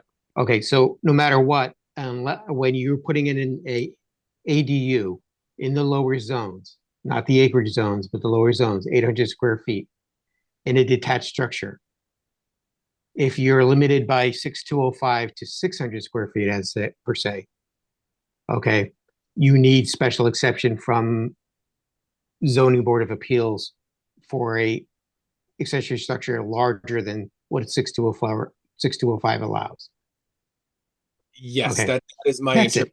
interpretation. And Okay. that's, and by the way, to the point that I think it was Madam Chair made, but it may have been Mary as well, that the idea of the regulation was to not create absurd results that are not consistent with the zoning regulations, underlying zoning. And that process that you just said, Mr. McRae, is exactly how the process works for Mhm. all other accessory structures in residential. Okay, the only thing is, it is really difficult for a normal human being like the Whalens to understand it. If the Yep. 7 of us, 6 of us just sat here, 8 of us just sat here going through it for the 80th time since yesterday going. So we have to word it. We have to change this so that it reads more easily. Yeah, I would Because- just say as a simplified version of the discussion is that there is a thresholding issue on accessory buildings in all residential zones. And Yeah. but there is a absolute limit to the unit size for ADUs. So there is one is a fixed number, the other one is a yes. The music's great, Pat. Okay. I don't know who picked that one, but I'll take credit. Was okay. So at the end of the day, they can put the garage on the ground floor. They can try to comply with the setback, because if they reduce the footprint of what they're proposing, they may be able to do the rear setback. How non-conforming with the rear setback are they, Nick? 5 feet as against 25, sorry. Yeah. Oh, I'm sorry, I Yeah. thought you were asking me. There, we couldn't do it if we have to be 25 feet off the back lot line. There's no way. So you'd have to start with the ZBA. So you guys can't make that approval. That isn't, so this is this crazy thing. It does kind of make sense. I mean, We this write- garage is right on the property line on both sides, all I know. sides. We write the regulations, but we're not allowed to make exceptions to them. We can't say, nope, you don't have to follow that one. You then have to go to a different group of people and they can they can say, oh no, you don't have to follow that regulation. That's the shorthand. It's called a variance, but the Right. shorthand is the law doesn't let us break our own regulations, which does make a lot of sense. It keeps us honest. And then just so I Because- understand, my other option would be to try to do an addition and meet all the standard criteria for that. Yeah. And the And what unit I would, could be- yeah. And the unit could be 35% of the structure. So No, because it's not an ADU. He can convert to a 2-fam. oh, if a two-family, then you're just limited by the total floor area allowed in the zone. Total floor area. Do you know how much floor area you have right now? 1,200 square feet. I know in total. Well, so what I would say, is it okay to suggest they come in and talk to you? Absolutely. Oh, I mean, to staff? Yes. My son Chris is the man who's gonna be doing all the running around, so he's the one who set this up. Okay, He so lives Chris can down come in and talk to staff. Mr. Whalen, Mr. Yeah. Whalen Jr. can come in and talk to staff. And they can help him figure out how you would add the second living unit in the easiest way possible. That's what we're at. we do. That's what we do. We want to help you, but we get all bogged down sometimes in our rules that we wrote. And this one is, if I were doing this, I'm clearly confused as it is. If I was you guys, I would be really confused too, but Patrick and Tracy have spent a lot of time thinking about it, and I think they've nailed it. Nick I is just, looking one into thing I'd like to space. say, Mr. McRae, aesthetically, a detached house would look a lot nicer than an addition. I grew up in Byram too, so I care about how it looks. Yeah, so I know this is weird, but when we allowed these, we got the first time we allowed them, we got a lot of pushback from residents that it didn't want to look like there were many houses on one piece of property. So that's why we try to keep the second building looking smaller and accessory. And if you do that, I agree with you, it looks better than a house that's built to max out on the property. Yeah, Just how you especially do this it. situation, because if I connect to that house, that's almost 30 feet higher than this drop. Mm-hmm. Yeah, that time he did freeze. Okay. He definitely froze, Mr. Whalen Jr. So Yeah, it's a so great picture of him. Now he's back. Sorry, Yeah. I froze. I'm up in the woods. That's why I have my assistant Okay. down in Greenwich. Your Um, assistant, you've been promoted from son to assistant. It's a good move. yeah, the way we designed it, since it has that drop down, the 2.5 story would match the roof line instead of Right. being a 30-foot tall wall from ground. Right. That's why when we were saying, okay, couldn't you work with the wall? I figured that's what you were trying to do. It's a great idea because you kind of hit the drop down. So Right. look at what you've got to figure out what your FAR is right now and what you could max add if you just bumped out the whole house, which your dad doesn't want to do, but you could. Okay. But for sure you can't do 2 stories or with 800 on each story. Mhm. That you're now clear. But with a special we- permit, you could do the 800 Okay. in total. Right, Pat? Yep. Okay. I guess the All right. positive here is you have options, but whatever's Yeah. it's your path to choose, so to speak. Yeah. And Understood. staff will help you figure out how to do it because we would like to be helpful with this. Thank you. I appreciate that. All right. Thank you. Thank you. Bye-bye. Like,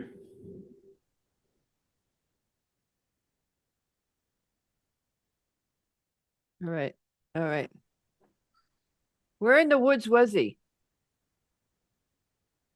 Oh, he's muted I already. just sent him back to the All right. participant room. Sorry. Yeah, I think it's hard to follow the way we wrote it. It really is. And Right. actually, really have- in reality, the ADU doesn't jive with 6205 except for one zone. Well, that is no. an area of conflict. Yeah, I agree. Yeah. Yeah. And that's the problem, Nick, because that's where we had the biggest discussion in 22. We were very conflicted over the ADUs because you already have 2-family as of right in the R6. So we were very conflicted. So let's just go back and just make sure that whatever, it's very logical and easy to follow. Let's just put it on our list. I think we now know how to do it when someone comes to us. I think I wrote it in my margin, can be more, even if undersized with SP. Yes. And everybody should look at 698A for. And Yeah, I we did. have to look at 6205 and we'll be fine. Yeah, I did yesterday. That was actually what was throwing me. Okay. So can be more, even if lot undersized with SP. I've got it in here now. Can be the max. It can be 800, can be at max for ADU. That's what it should say, right? Okay. All right. I got it. Let's go to the next one. Hope we do, and we'll try with your 20 minutes again, but it was important to get that one. You got Mr. Holsworth? Sorry, I have my timer up here. I got him. If Thank he just has to accept. His hand's up. All right, there he is. Where did I drop? Come back here, phone. Okay. Okay, so this one.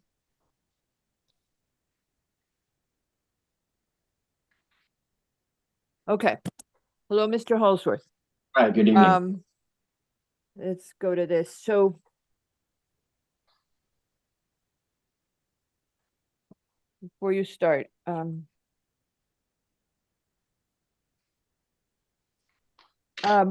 only thing we talked a lot about yesterday was the work you're doing right outside the wetlands review area, whether you were anticipated doing a lot of regrading, but then last night I went back and I looked at the numbers and it seemed like by having that staircase access to the pool, you end up not making a really significant grade change. It looked like you add like 2 feet, 3 feet. Is that right? Yeah, so the pool and the pool house are pretty close to existing grade at that area. So, you know, we were intentionally placing that material outside the review area of wetlands, which by the We way, saw we that. did get approval from wetlands last Yeah. month. They had no issues with what we were doing, so it was a pretty straightforward process. So that was And- just a concern. And then, so you didn't regrade it. It looked like it was a couple of feet. And then up where you're rebuilding the existing house, how much grading and how much cut and fill are you doing up there? Yeah, so that's where we're doing the majority of the grading because it is, I mean, first of all, it's on, you know, an 8-acre property. It's a lot of land. And in order to keep the first floor level, without having, you know, major steps down, we wanted to fill in the backyard. You know, there's going to be a significant amount of cut because of the basement and the sports court in the basement.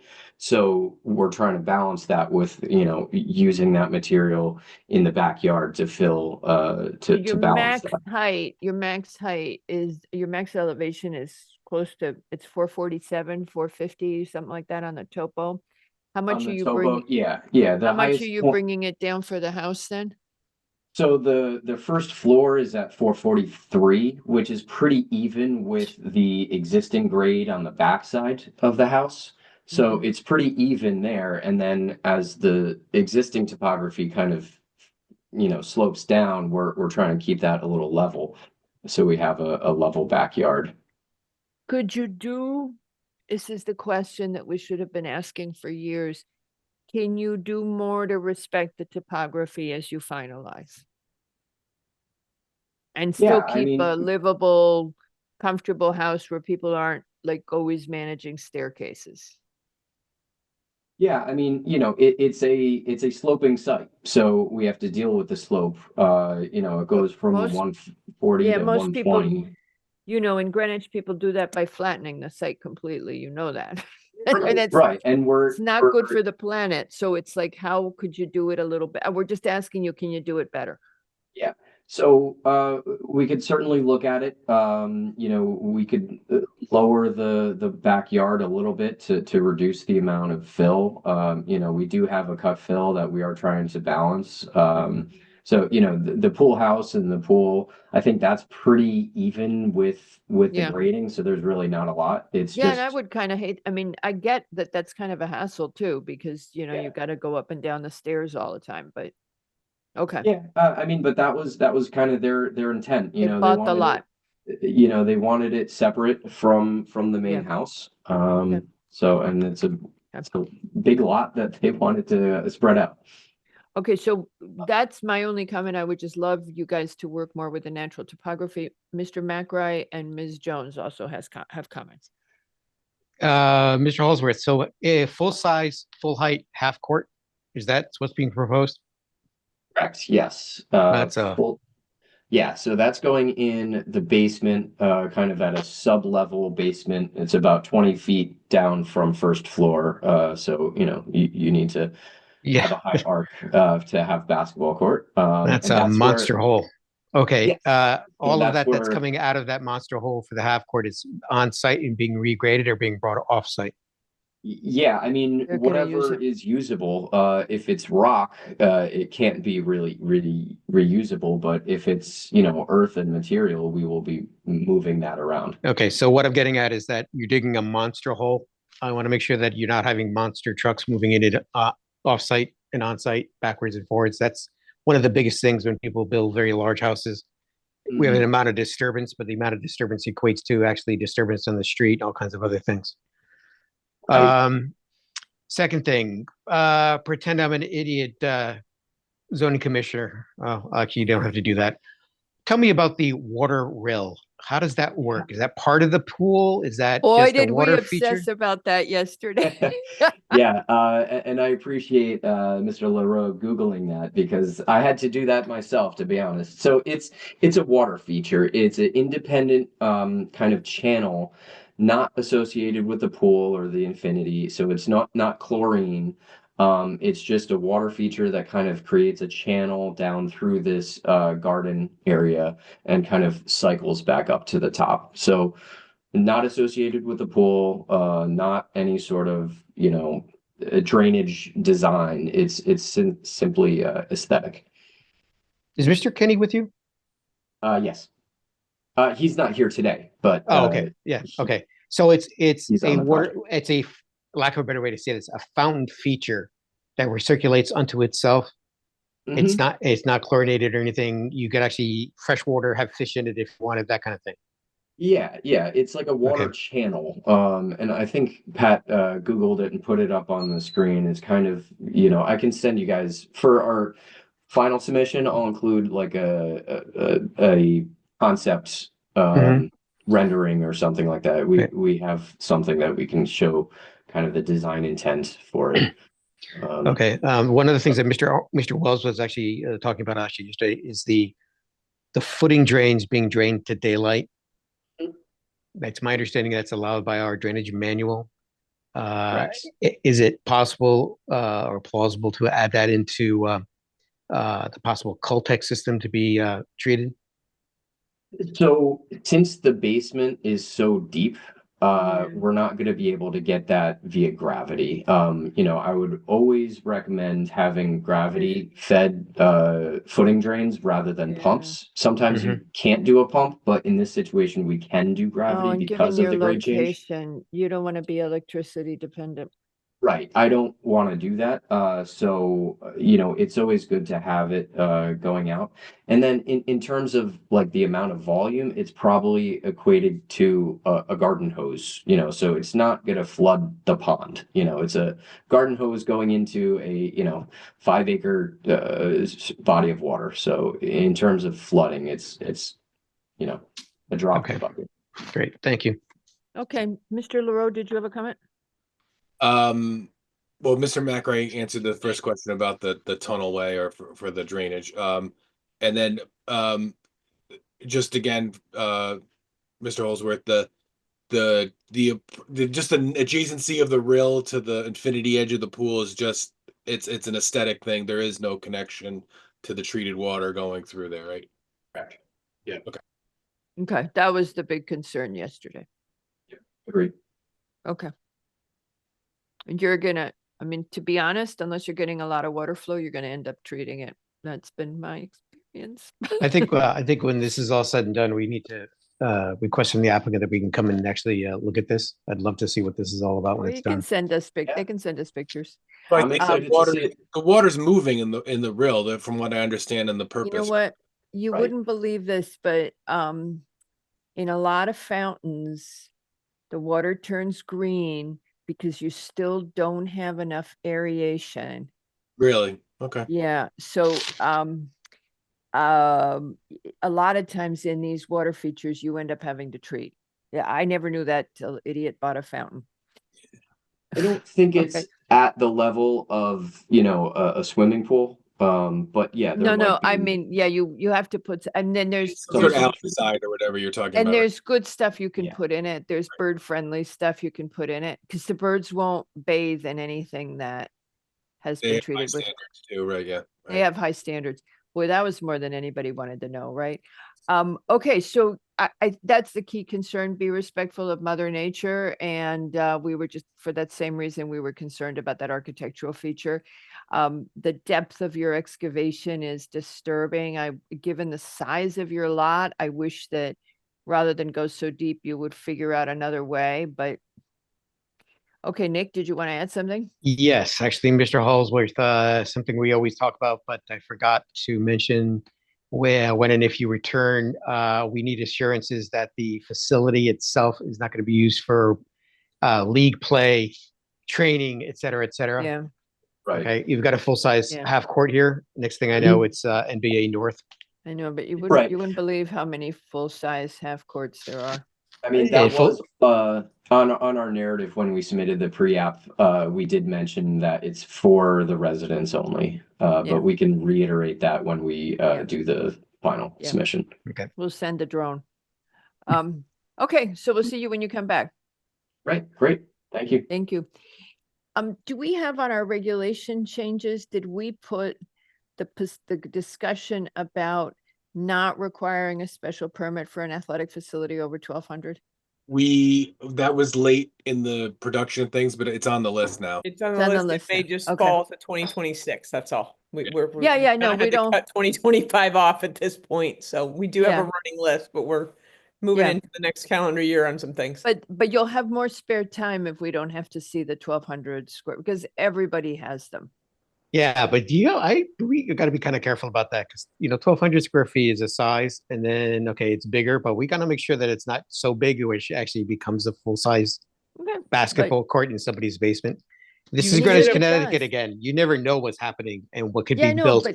but we don't require a special permit when someone has 26 parking spaces for their car collection. Why are we bothering the folks that are working out?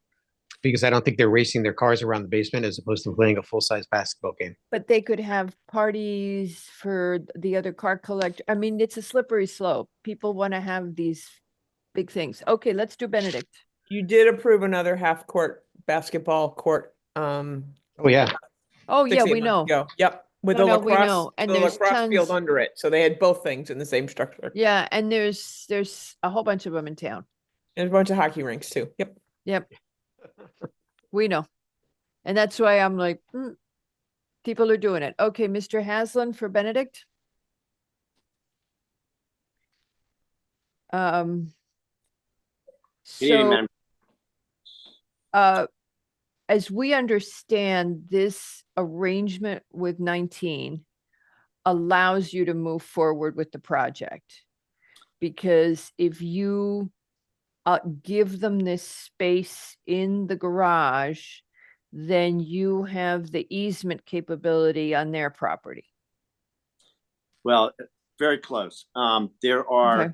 in addition to the 12 properties that will form the Benedict project, there are 3 other properties that have the right to use the existing Benedict court.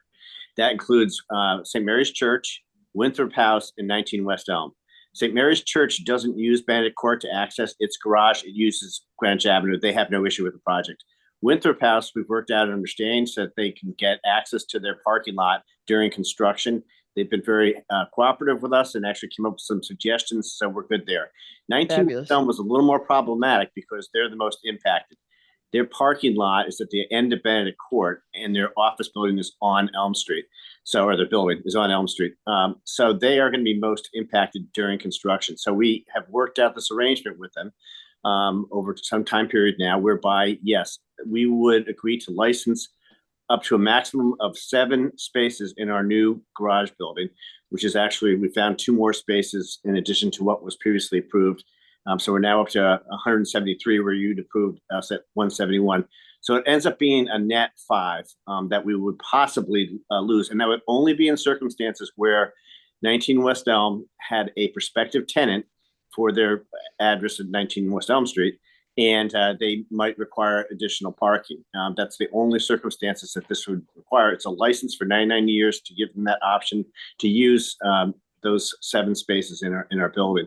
If it helps them with their zoning on 19 West Elm, they would still have to come to you with an application for whatever use they propose at 19 West Elm, if it's a change of use, et cetera. But we're looking for affirmation from you tonight that it's okay under your approval for us to have this license with 19 West Elm for the prospective or possible use by them. And that 1 and 2, that it would be considered, because it's within 1,000 feet easily of 19 West Elm, it would consider to be parking that could be used to meet the parking requirements of any such use that they may propose in the future. So that's the extent of it. And I think that's the last bit to allow us to move forward with construction. So the only, a couple of questions we're going to talk to you about in a second. We talked about the EVs, the EV Yes. spaces. Okay. But the only concern we always have when we get these situations, really, I mean, we want this building to work, yours. At this point, we've approved it. We want it to work. The only concern is 10, 15 years from now, somebody looks at what happened and goes, what the heck? So all I asked yesterday is, how do we make sure that our staff has it documented, the change in the as-built, in the finals, that it marks that this is, but you don't even have to do that because it's only during the construction period, right? Or will it be in perpetuity? No, it's in perpetuity. So Okay, we made so it 99 you- years to make it purposefully something Oh, that. that's right. It's 99 years. Right. I was forgetting it. So something needs to be given to staff so that we have it. Patrick, I don't know what to ask for, but what is good for the future of our P&Z department, so that everybody, as soon as something comes up with this building, everybody goes, oh yeah, they made that agreement and here's the paperwork. So I think it's 2 things. I think we just need the commission to agree that there is no significant change to the decision they rendered for the building at Benedict, the affordable housing project, and then allowing them, or acknowledging, I should say, their 99-year agreement with 19 West Elm. And then that agreement will be in existence, and as long as it's valid, which again, in the next 99 years, then the applicant or whoever is going to be operating in 19 West Elm would be able to make use of that for zoning consideration when they decide to do any expansion or changes of use over there. Now, technically, the number, I forgot to ask you this yesterday. Technically, the number of spaces that an 830G has isn't even jurisdictional for us. Unless The floor plan changes, right, and the floor plan is not changing, but they still have the spaces. They have a different use for them. So from our point of view, is it even jurisdictional? And I didn't ask you that yesterday. I didn't know the answer. Well, I think it is, because the transfer or the use by another property wasn't contemplated in the original decision. Okay. So again, as Mr. Haslam said, the spaces may be or would be available to the tenants in absence of being used or exercised, I guess, by the property owner next door. So they don't. For what's important for our zoning considerations on 19 West Elm is that parking is found, assuming the commission says yes, that it's not required for zoning purposes. And you, to the points that you just made, Madam Chair, it's an 830G, Okay. which makes that not. Okay, now, how do we say yes in a discussion item? Can we just say the commission has no objection? Yeah, I think Okay. that's it. And then we would like the record of the application, which they're in process right now of construction, would reference that agreement, the location of the spaces, and all the necessary appurtenances. That's the agreement, and whatever is struck, we have a copy of it, and then that can be used and recorded on. I believe it. Would you record it on the land records, Chip, as an easement or agreement? You'd or have to. You'd have to record it on the land record. Yeah, I think Matt Rinelli is listening too, as well as I should have said that Phil Wharton is also on Yep, this I see call, him. if you want to maybe promote him. But also Matt Rinelli, who represents 19 West Elm. I think I'm not seeing him, Matt's not here. Sorry. Okay. but I'll promote Mr. Wharton. He was at the briefing as well. Yes. Yeah, we both were. I just think, Well, you it- don't count, the- Mr. Hanson. the- The attorneys usually are, just kidding. Mr. Wharton, if you can hear us, if you would accept the promotion. There he goes. All right. Mr. Aslan, I think it just needs to be somewhere that is publicly facing, right, the agreement, and I think the land Yeah. record would be the best way to cover that, but you know, rather than just having it live in the file of the Planning and Zoning Commission's decision here. Yeah, I think we can talk to the attorneys for 19 West Elm, and we have had discussions. Okay, what are we going to record? What are we not going to record? I can't recall off the top of my head exactly what we said we weren't or weren't, were or weren't. But yes, that makes sense to have something on the land records that somebody can refer You'd to. have to. Yep, Well, no, you'd I got have to, because say that they decided to sell this building within that 99-year period, the land records have to show that those spaces are allocated to a different building. So you'd have to show that that exists Yeah, somewhere on the land We, record. we'll have something Okay. that, whether it's actual agreement or agreement just as to this, that we'll record on the land records. Okay, all right. Yeah, because the lease itself, the license won't go into effect unless it's needed. So I Mhm. think it's the agreement to give the license. Yeah. I think that's right, Phil. with the Yep. land, And then Because then somebody would trigger that, could trigger that agreement in 40 years, in essence. Okay. Right. All right. So the only thing the other thing that came up that Nick brought up yesterday was on the EV units. Now that they don't want them too far from the entrance, the EV spaces, you'll have to jiggle those around. Yep. Yeah, we'll work with GFD on that, and Okay. those are kind of holding places. Okay. But we'll work that out, and I think that was really it. Okay. All right. Okay. Well, you got one question from Ms. Jones. Actually, And then I have, well, Patrick, ahead. go ahead. My question is just, do we need to get public comment? Yeah. On this? Yeah, because I keep forgetting you mean today. If there is public comment, we can certainly go to it, but Yeah. we, you know, we don't. It's We as a don't dis- always on the discussion items like I didn't on High Street because we were really just on the technical issues so much. And you know, that was my reason. Does anybody from the public wish to speak on the Benedict Place parking? No. Patrick, you Yeah. wish to speak on the The- Benedict Place parking? I do, Madam Chair, but not as a resident. The parking spaces, I was a discussion at the briefing yesterday. I'm assuming if they dimensionally work, that's okay for us to work with staff on. Yeah, absolutely. Okay, so just double checking. Anybody on the commission have any objections to this proposal? Okay, hearing no objection, I'm assuming from the silence that everybody's okay with going forward with this.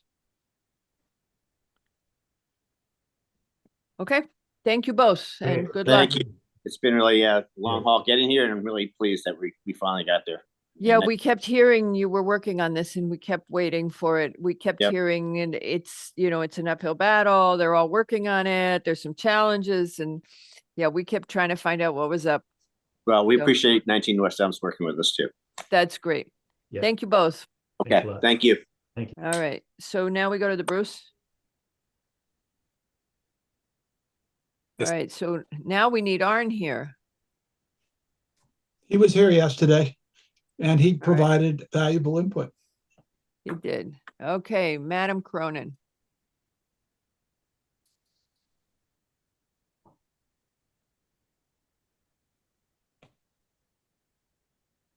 And you want Rebecca Gillen with you? Yeah, she's been the interim executive director at the museum, and she just wanted to make a little brief statement. Sure. And then Eric Rains too, please. Okay. There he is. Eric, which you're in here twice, so just raise your hand. I hit the first one I saw. And that one looks like it. Yeah, no, that didn't work. So Eric, raise your hand for which one of you wants to be promoted. All right. That's a good idea, Patrick. Okay, all righty. So Madam Gillen, welcome interim. I know her tenure is soon ending. She's probably happy about this. Becky, do you want to start and just say a few words? I know you wanted to do that. All right. Yes. Can you hear me now? Yes, we can. Okay, good. So good evening, Madam Chair, committee, and town planners. I am Rebecca Gillen, the recent interim executive director of the Bruce for the past 20 months until Monday. And Mary Kate O'Hare is on the new executive director is on listening in. The Bruce is here tonight to present a plan that was one of your suggestions, December 17th. And part of my focus over the last 2 years has been to finish the work associated with the museum's land use approvals for the new Bruce. Now, this work is mostly focused on the landscaping. Eric Rains, our landscape architect, and Michelle Cronin and I have worked closely with the tree warden to enhance the site by removing invasive species and planting new trees in coordination with Dr. Kramer. One of the last items for this project is to finish implementing the planning plan for Steamboat Road. I'm sure you've seen the upper part of the hill has been cleaned up, and now we'd like to install new plantings along the hillside and within the area close to Steamboat Road, which we refer to as the meadow. Now, the expanded plan that Eric's office has prepared for Steamboat Road that you have tonight is what we feel is safe, practical, and believe is aesthetically pleasing approach to the goal of better linking Lower Greenwich Avenue with Steamboat Road. And we hope this plan meets your goals, the tree warden's desires to minimize more tree removal, and the Bruce Museum's objective to enhance Steamboat Road landscaping, including adding sculptures in the meadow. If the plan's approved, I think it will provide a visually enhanced view coming to Steamboat Road off exit 3 as you approach the town or Bruce Park. Thank you. Thank you very much, ma'am. Okay. Michelle, do you want to come back? Okay. Sorry, my dog was bothering me. She wanted to leave the room. Oh. I'm We going to have share that my effect on a lot of people. Ms. Cronin, we do. I knew you would understand. Let me see here. Okay, I'm going to share my screen, but I'm going to let Eric do most of the talking and just kind of take you guys through. I know you guys looked at this yesterday, and then hopefully after we go through things, we can kind of get a good sense of where we want to go from here in terms of process. Okay. Eric, can you guys see my screen? Yes. Okay. Thank you, Michelle. Eric Rains, for the record, landscape architect with the project team. We've got some images that you've seen before, even before yesterday, that we thought we might not spend a lot of time on, but just speak to quickly, and to just to make sure that we're all sort of seeing the space and hopefully from the same perspective. And what's important about this image is the area in green is where the slopes of the existing projects area are 2 to 1 or greater. So 2 to 1 is a very steep slope, and then some are even greater than that. And so as we studied this, we identified that's an obstacle that creates particular issues related to constructability of just about anything. It also begins to highlight where further tree removal would be necessary to make this happen. And on the next slide, that's a result of the necessary grading that would be related to the concept of going up and across the slope at a higher level. Another thing that I'm not sure has been communicated yet, but in talking with Turner Construction about this concept, they expressed that its proximity and the degree of disturbance on the slope could raise questions about surrounding elements. Number one being the existing retaining wall that holds up the driveway, the drive loop around the building. And there's a few images on the next slide that shows you what those slopes are looking like, and what they look like as in their existing condition, and the size of the canopy and caliper of trees that would be removed in order for that scenario to be developed and implemented. So internally, as we looked at all of this, it began to make us, think, okay, what else can we do? And so on the next slide, we began to examine, how that original concept was supposed to function. And as you can see here, the concept of it was intended to get you up to the drive that loops around from what was the front door of the Bruce, across the drive, which at this point is a service area to the building. And then the blue has the loop that swings out to the right on this view, and then connects to a path that leads you over toward the middle of the building where the doors are. So what we saw when we looked at that layout in the field is that it's all rock, and that the degree of rock removal would be substantial, and so it made the case for us to look at a more suitable way that didn't engage the service area of the building so directly, and that leads us to the concept that we will look at in a second. So in this one, it began to, for us, it was like we began to consider, what if we stayed on the sidewalk along Steamboat and came up the newly reconstructed sidewalk on Museum Drive up to what's now an existing sidewalk alongside the entry drive to the site, and then ending at the same point as the previous scenario did. It does a few things. One is it removes the concern of substantial tree removal on the slope, and then it also takes the work area and moves it completely away from the existing retaining wall, and down, and puts it down the slope. And so as a team looked at that, it was like as we considered it, we discussed how we can enhance that walkway, which led us back to the discussions from, I think, multiple groups in town about how to connect better to Greenwich Avenue. And those conversations were part of another project that we're working on the corner of Steamboat and Railroad. It's all about, those discussions were all about how to better connect. So in our mind, we thought it would make sense to look at those elements and see where we had an opportunity to integrate those along Steamboat. And so one of those elements that became evident that we would have to address in one form or another is the existing stone retaining wall that has the stone cap. It's adjacent to an asphalt sidewalk that is approximately 5 feet wide. So when we discussed what elements from Greenwich Avenue would make sense here, street trees and light poles that match Greenwich Avenue came to mind.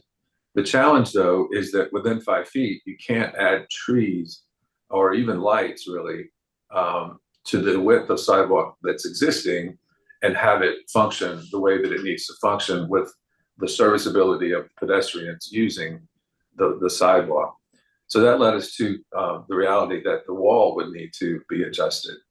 And in this case, this is an older image than the one before. And this one still shows the parking meters, which are no longer there now. But it does show things like the sign that eats at the space of the existing sidewalk. And so as we considered all of this further, we began to realize that the sidewalk needed to be wider. And so on the next image, we put a sketch together with a widened sidewalk, and the dash line there on the sort of the bottom right side of the sidewalk is the existing width. And what we'd like to do is basically double that width, and which makes room for tree pits and for the addition of the pole lights. The newly constructed retaining wall, our objective would be to drive its height down as much as possible. If you look in the prior image, you'll see that judging from the height of the people walking there, assuming the person on the left is roughly 6 feet, the wall is probably about 5 feet in that vicinity. And so our objective in the sketch would be to take it to push the grades back and maybe adjust the slope to get it as low as possible. It's not going to be seat wall height; it'll still be taller than that. But the goal would be to have it be, as only as high as it needs to be. So what we've shown here is a connection in the in the plan view.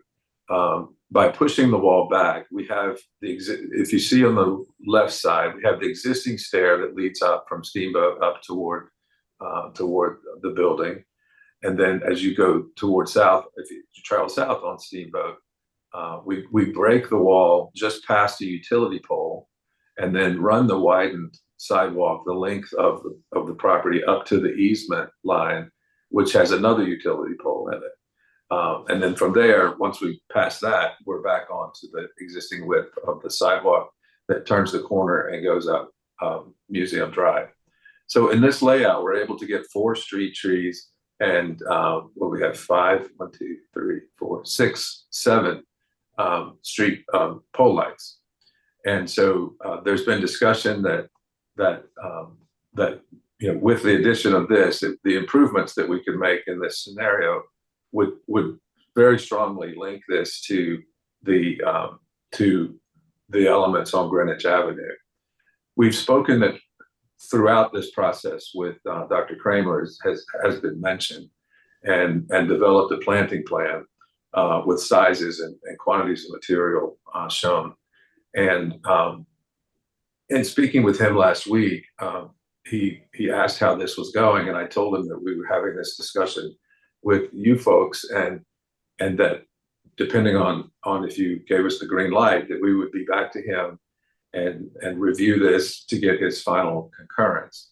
And we also realized that if we are able to do that, at the same time, we would need to speak with whatever other town departments we would need to speak with before we could get your final approval and proceed any further. So the next slide is we looked at a couple of other scenarios where this is the planting plan. So this is where everything's called out and quantified.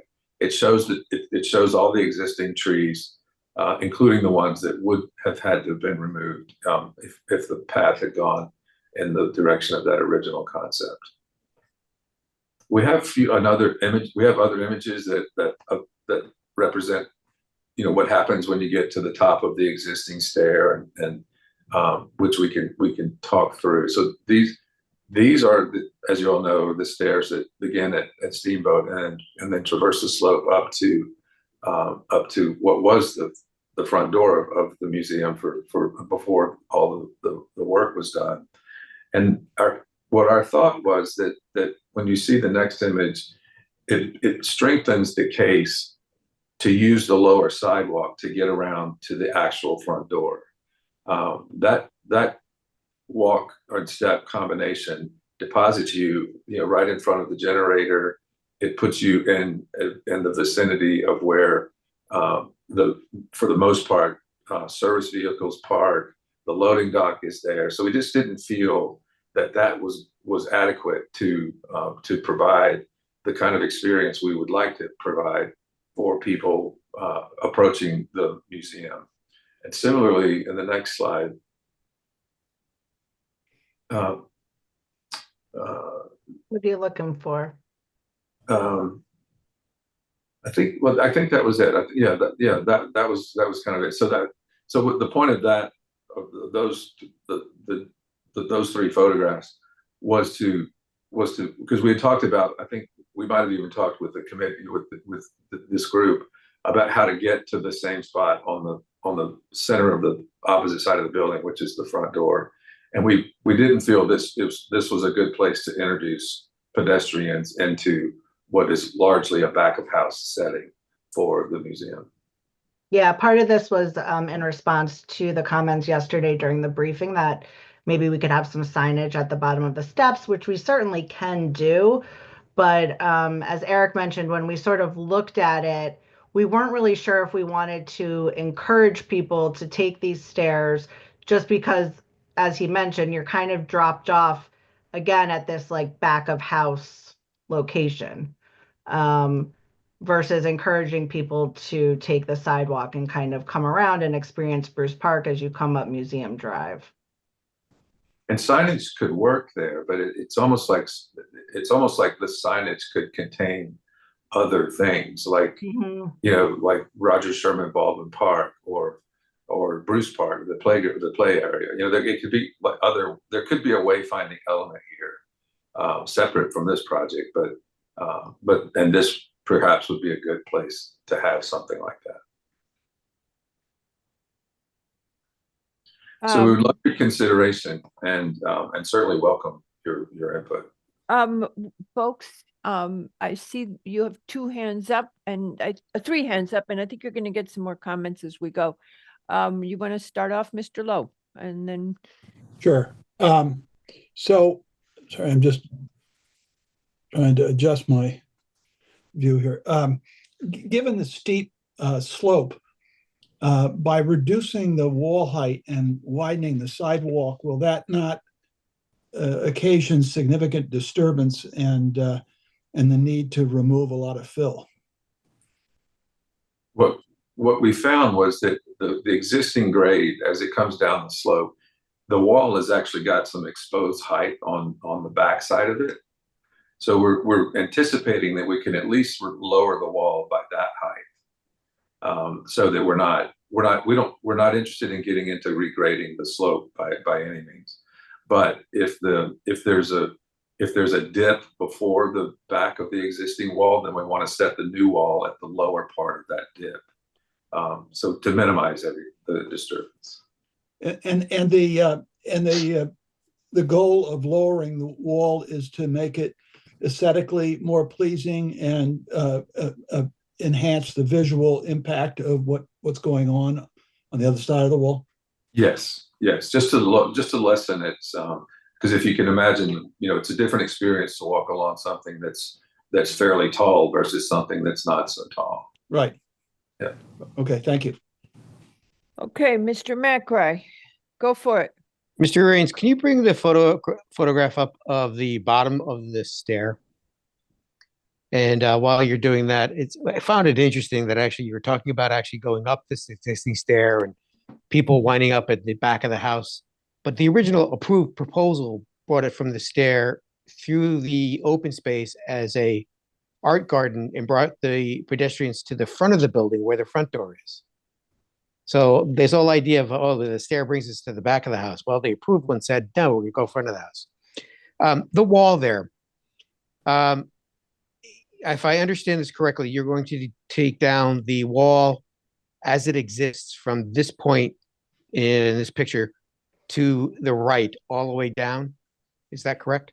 Not quite here. There would be more of the wall to the right, left, before we, because there's a utility pole there that we have to get around. Okay, so this connection, as I see it here, that follows as the existing wall goes around the utility pole, which I'm looking at. I guess there's a transformer next to that, and then becomes a new wall. The transformer was eliminated. What's there now is the concrete housing that's below grade. So there's no underground connection to the transformer to or from it there any longer. So it's just the pole, just the utility pole is all we need to get around. Okay, but that little short section of existing wall will stay until you're around the pole, and then it now moves back and makes the wider sidewalk. Is that how that going to work? Yes. Okay, and then it continues down, and then it bumps back out to the sidewalk at the far end, I guess above an utility easement. Why does it bump back out again? Unfortunately, there's another utility pole.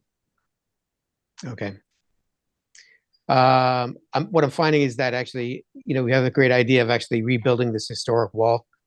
It would seem to me that rather than leave little bits of it, it might be a better aesthetic treatment of actually just removing the whole thing and making it all a similar construction, so it doesn't look like it's hodgepodged or half built. That's a good And I would point. consider also on in this particular photograph, to the left of it, replacement of that portion of the wall to the abutment of the overpass. Again, same thing. You have, one wall on one side which is old and historic, and then a new wall on the other side which is, it's brand new, built yesterday, kind of thing. The consistency would be kind of jarring. Yeah, on the left side, the property line is some feet away from the end of the wall. I So see we, that. Mhm. so at some point we would be off our property. So that would be the ultimate limit. Yeah, so kind of strange, wouldn't it be? Because actually the historic wall continues across the stairway as we see it to the abutment. It So does. rebuilding the wall, yeah, is oh wait, what happened here? One side's really nice Right. dry And laid granite, before- and the other with a capstone, and the other one's brand new, something else. Yeah, and before, I'm sure you're familiar, before 95 was built, the wall went all the way up to what was it? It looked like a gate. Yep. Typical Connecticut granite, probably taking out the quarry down the street and around the corner here. Probably. Right. Now, the light fixtures you have proposed, are they similar to what's on site in the new renovation? My hunch is that that DPW is going to want to use the standard light fixture. I can't imagine in the end, these fixtures are going to belong to the town. So I would So they'll be push similar for the to ones that- Greenwich Avenue ones? That's Yeah, what I was that- just gonna say, Nick. Could we get the ones on the avenue? That's back what we to- have proposed. Yes. Perfect. That's what we Um, had. That's what exactly. That's what we had proposed. Yes. Yeah, because talk about linking the museum to the avenue, the visual link would be good. That visual connection. Nick, you had more comments yesterday. I tell you, from the beginning, I've been thrilled with the idea of widening the sidewalk. To me, it's just such an uncomfortable sidewalk. And it gets a lot of traffic when they're not your events, but the Roger Sherman events. There's just a lot of traffic here. Foot traffic, I mean. And it's always awkward. So I love that part. I don't like that staircase. I don't like to use it. So Nick, you go ahead because you had more feedback yesterday, I think, and then it's Ann Knoll after that. Mhm. So, wider sidewalk, street trees, the street lighting, I think it's actually, the devil is in the details. Is actually, if we're going to be doing this and removing this wall, making sure that when it's put back in, it's a nice wall. It doesn't look like it's hodgepodged or kind of dovetailed into existing in a weird, strange way. Almost to the effect of actually, you have this stairway that nobody seems to use and nobody wants to be used. Even consider outside the box to say, why don't you just get rid of it completely? That way nobody uses it and you can actually continue the wall right across, make it look nicer. Well, I used to live on Indian Harbor, and I use that stairwell all the time. I think a lot of the staff does too, because they take the train and then they come up the steps and get into the building. Okay, and if people use it and they're coming in the back door from that loading dock, then it's handy for them and it's great. So no, I don't use them. Whatever, for whatever reason, I like, coming up the drive. Okay, so what else comments, Nick? I think that's about it. Okay. I still think that the original proposal actually, the time and effort we put together to go through that was well spent, and really did the connection from the existing stair through the open space as a garden event.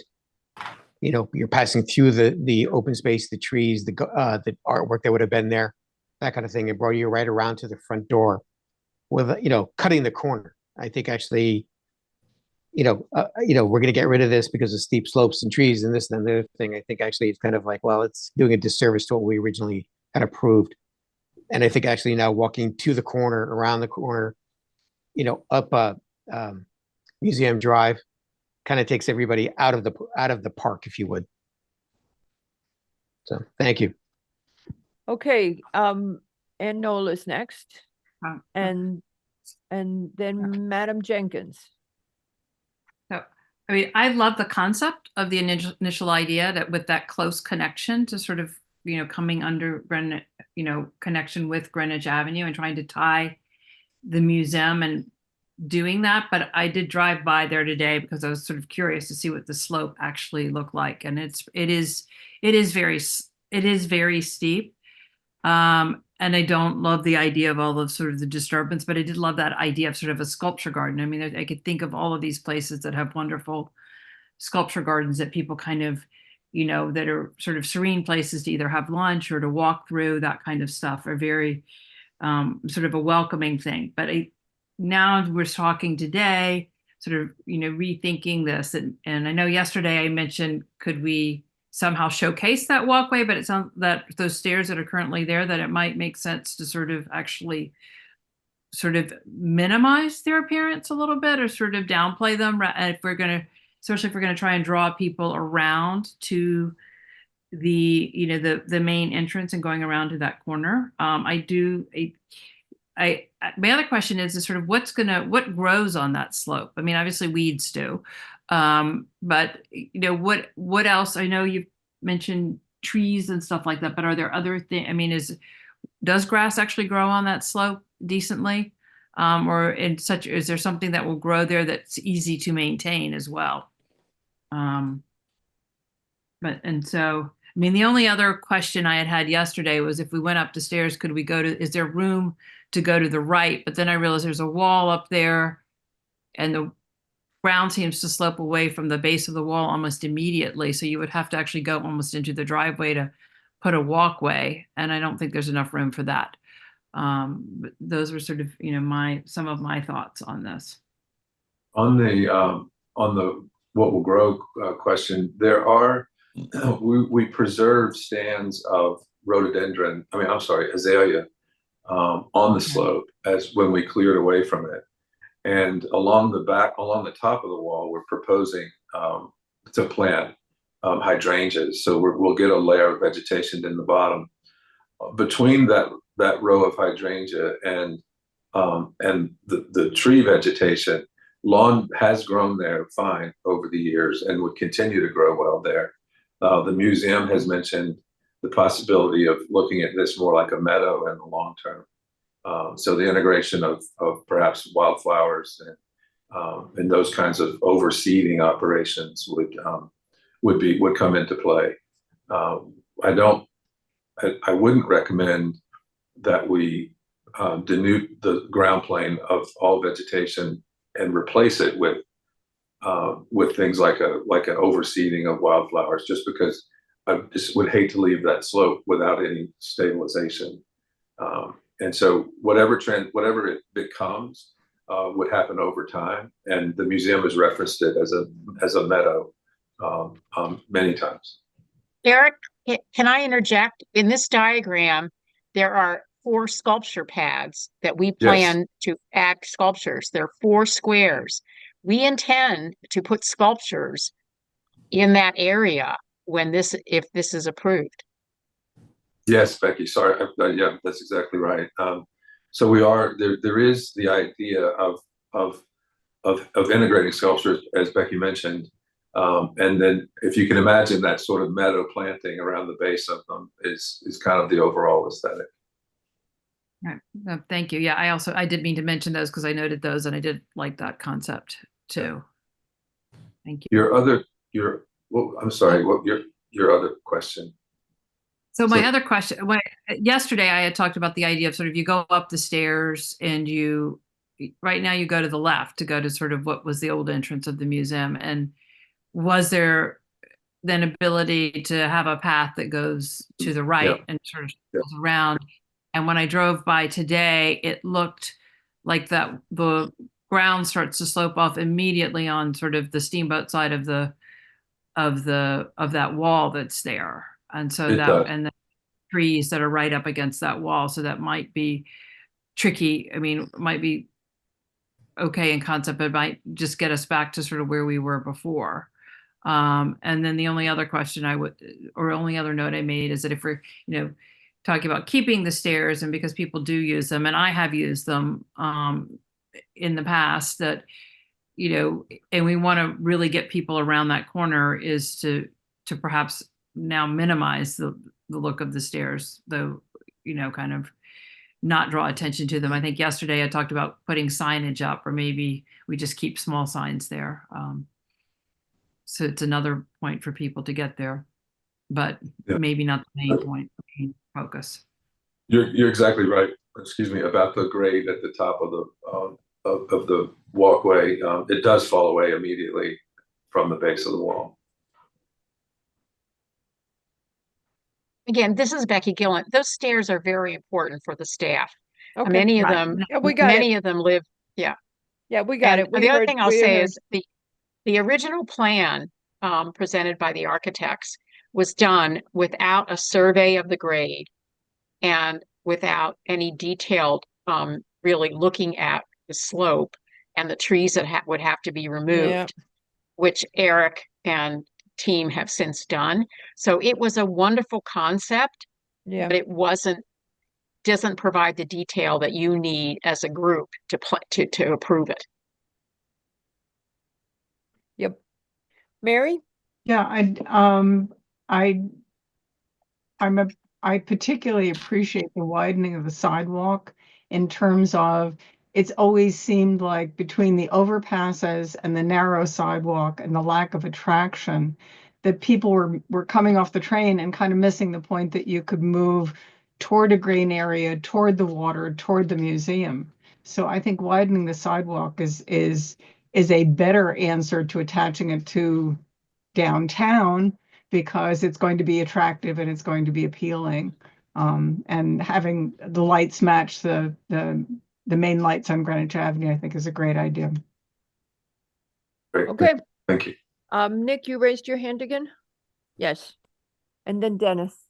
Yeah, forget it. I'm looking at the original approved landscape plan with all of the topography on it, and the proposed as approved by ARC. So I think actually understanding that, the topography was kind of difficult at the time, but it was there definitely on the landscape plan as provided back in 2021.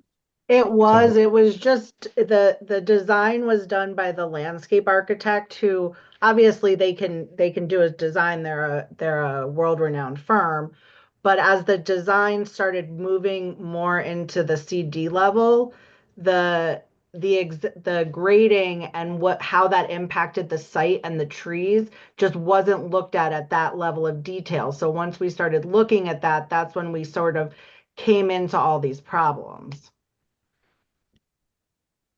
Because I agree with you guys. I mean, the concept. Yeah, it was really pretty. Yeah. It was really pretty. It's just sometimes on Didn't paper it work. looks, Okay. it looks good. It's just, it's, I don't think it's the right, move at this point, given what we know now about the trees that would have to be removed, how those roots, really do, I think, structurally support that large retaining wall at the top. I think there's a big risk there, and we've heard that from contractors. Okay. All right. Dennis. Yes, I remember this with Nick. I agreed, and that would be nice to do something, but it doesn't look like that's practical. You mentioned you were working on the project on Railroad and Steamboat, the new retail space on the train station. Yes. You're also working on that project. Yeah. Are you going to link this somehow? You're going to widen the sidewalk on the other side? I think this side, you probably can't do it. That's a wall against that moving storage area.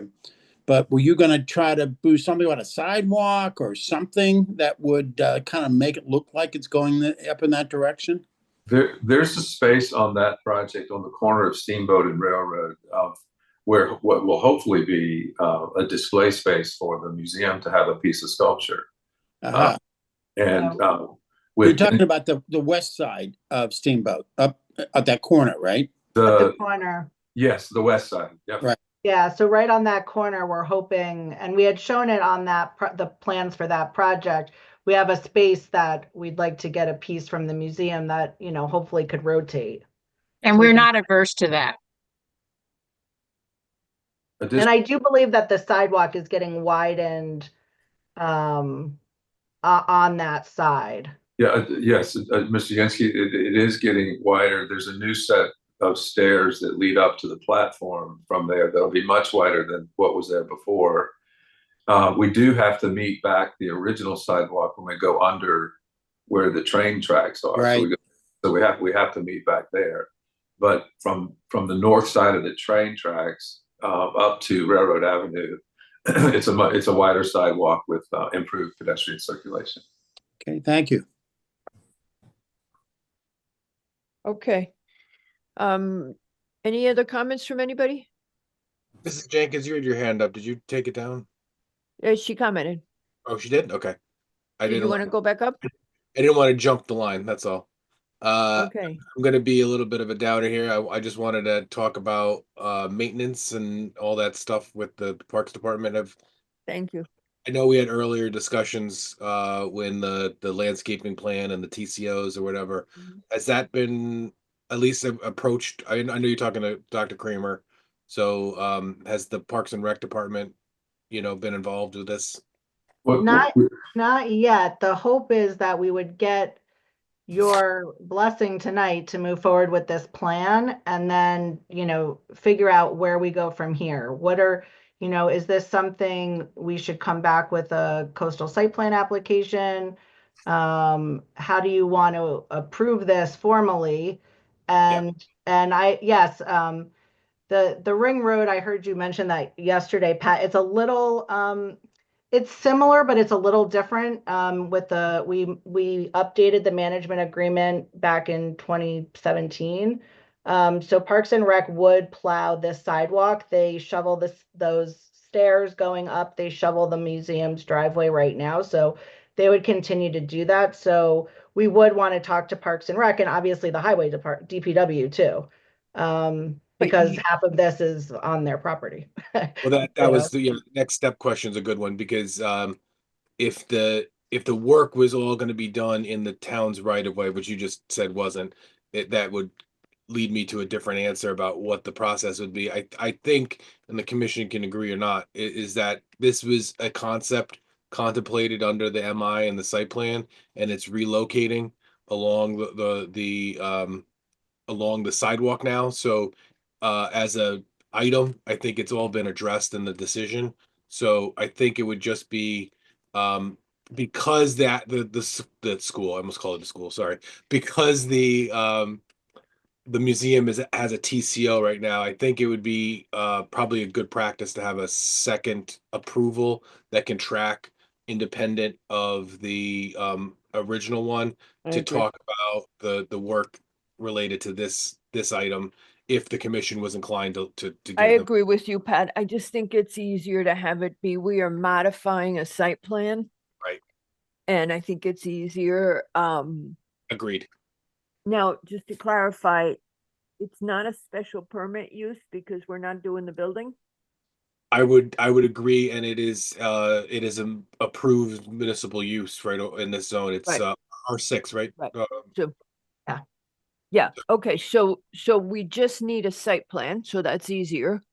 But I agree that since we are modifying the site plan, we should have it be a formal thing. But you've got most of the work done already.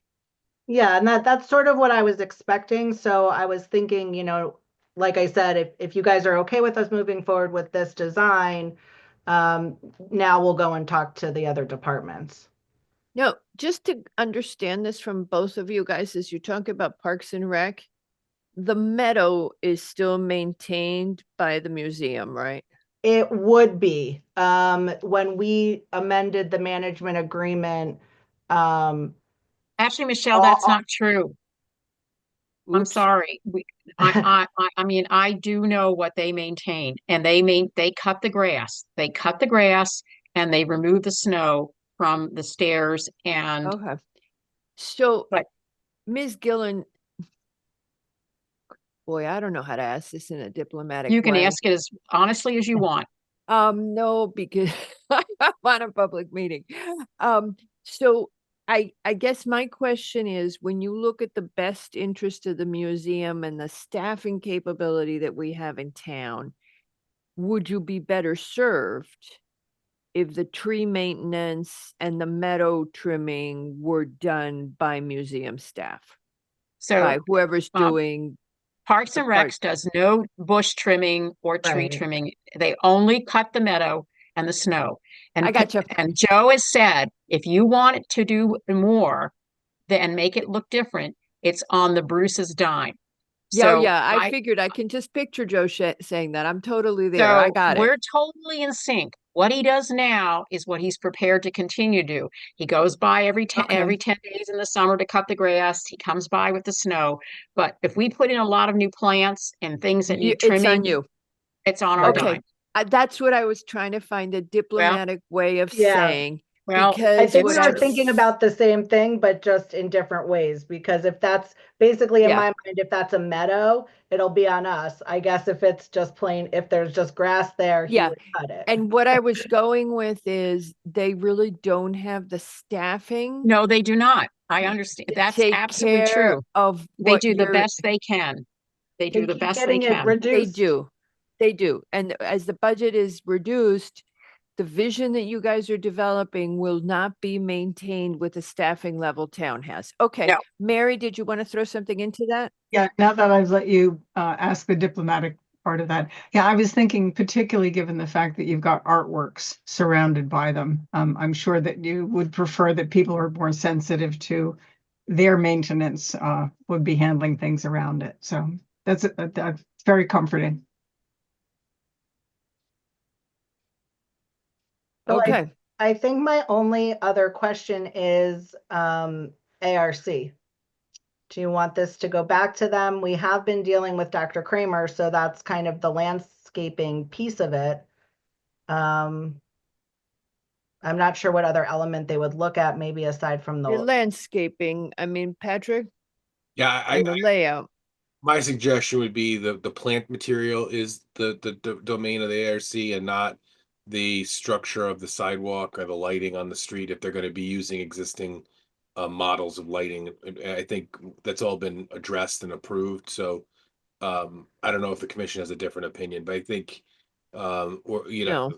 I don't want to oversimplify the application, but if they're relocating the stone wall back, creating a grander sidewalk, trees in that sidewalk, I think the tree warden should be the one who agrees to what trees are in the street.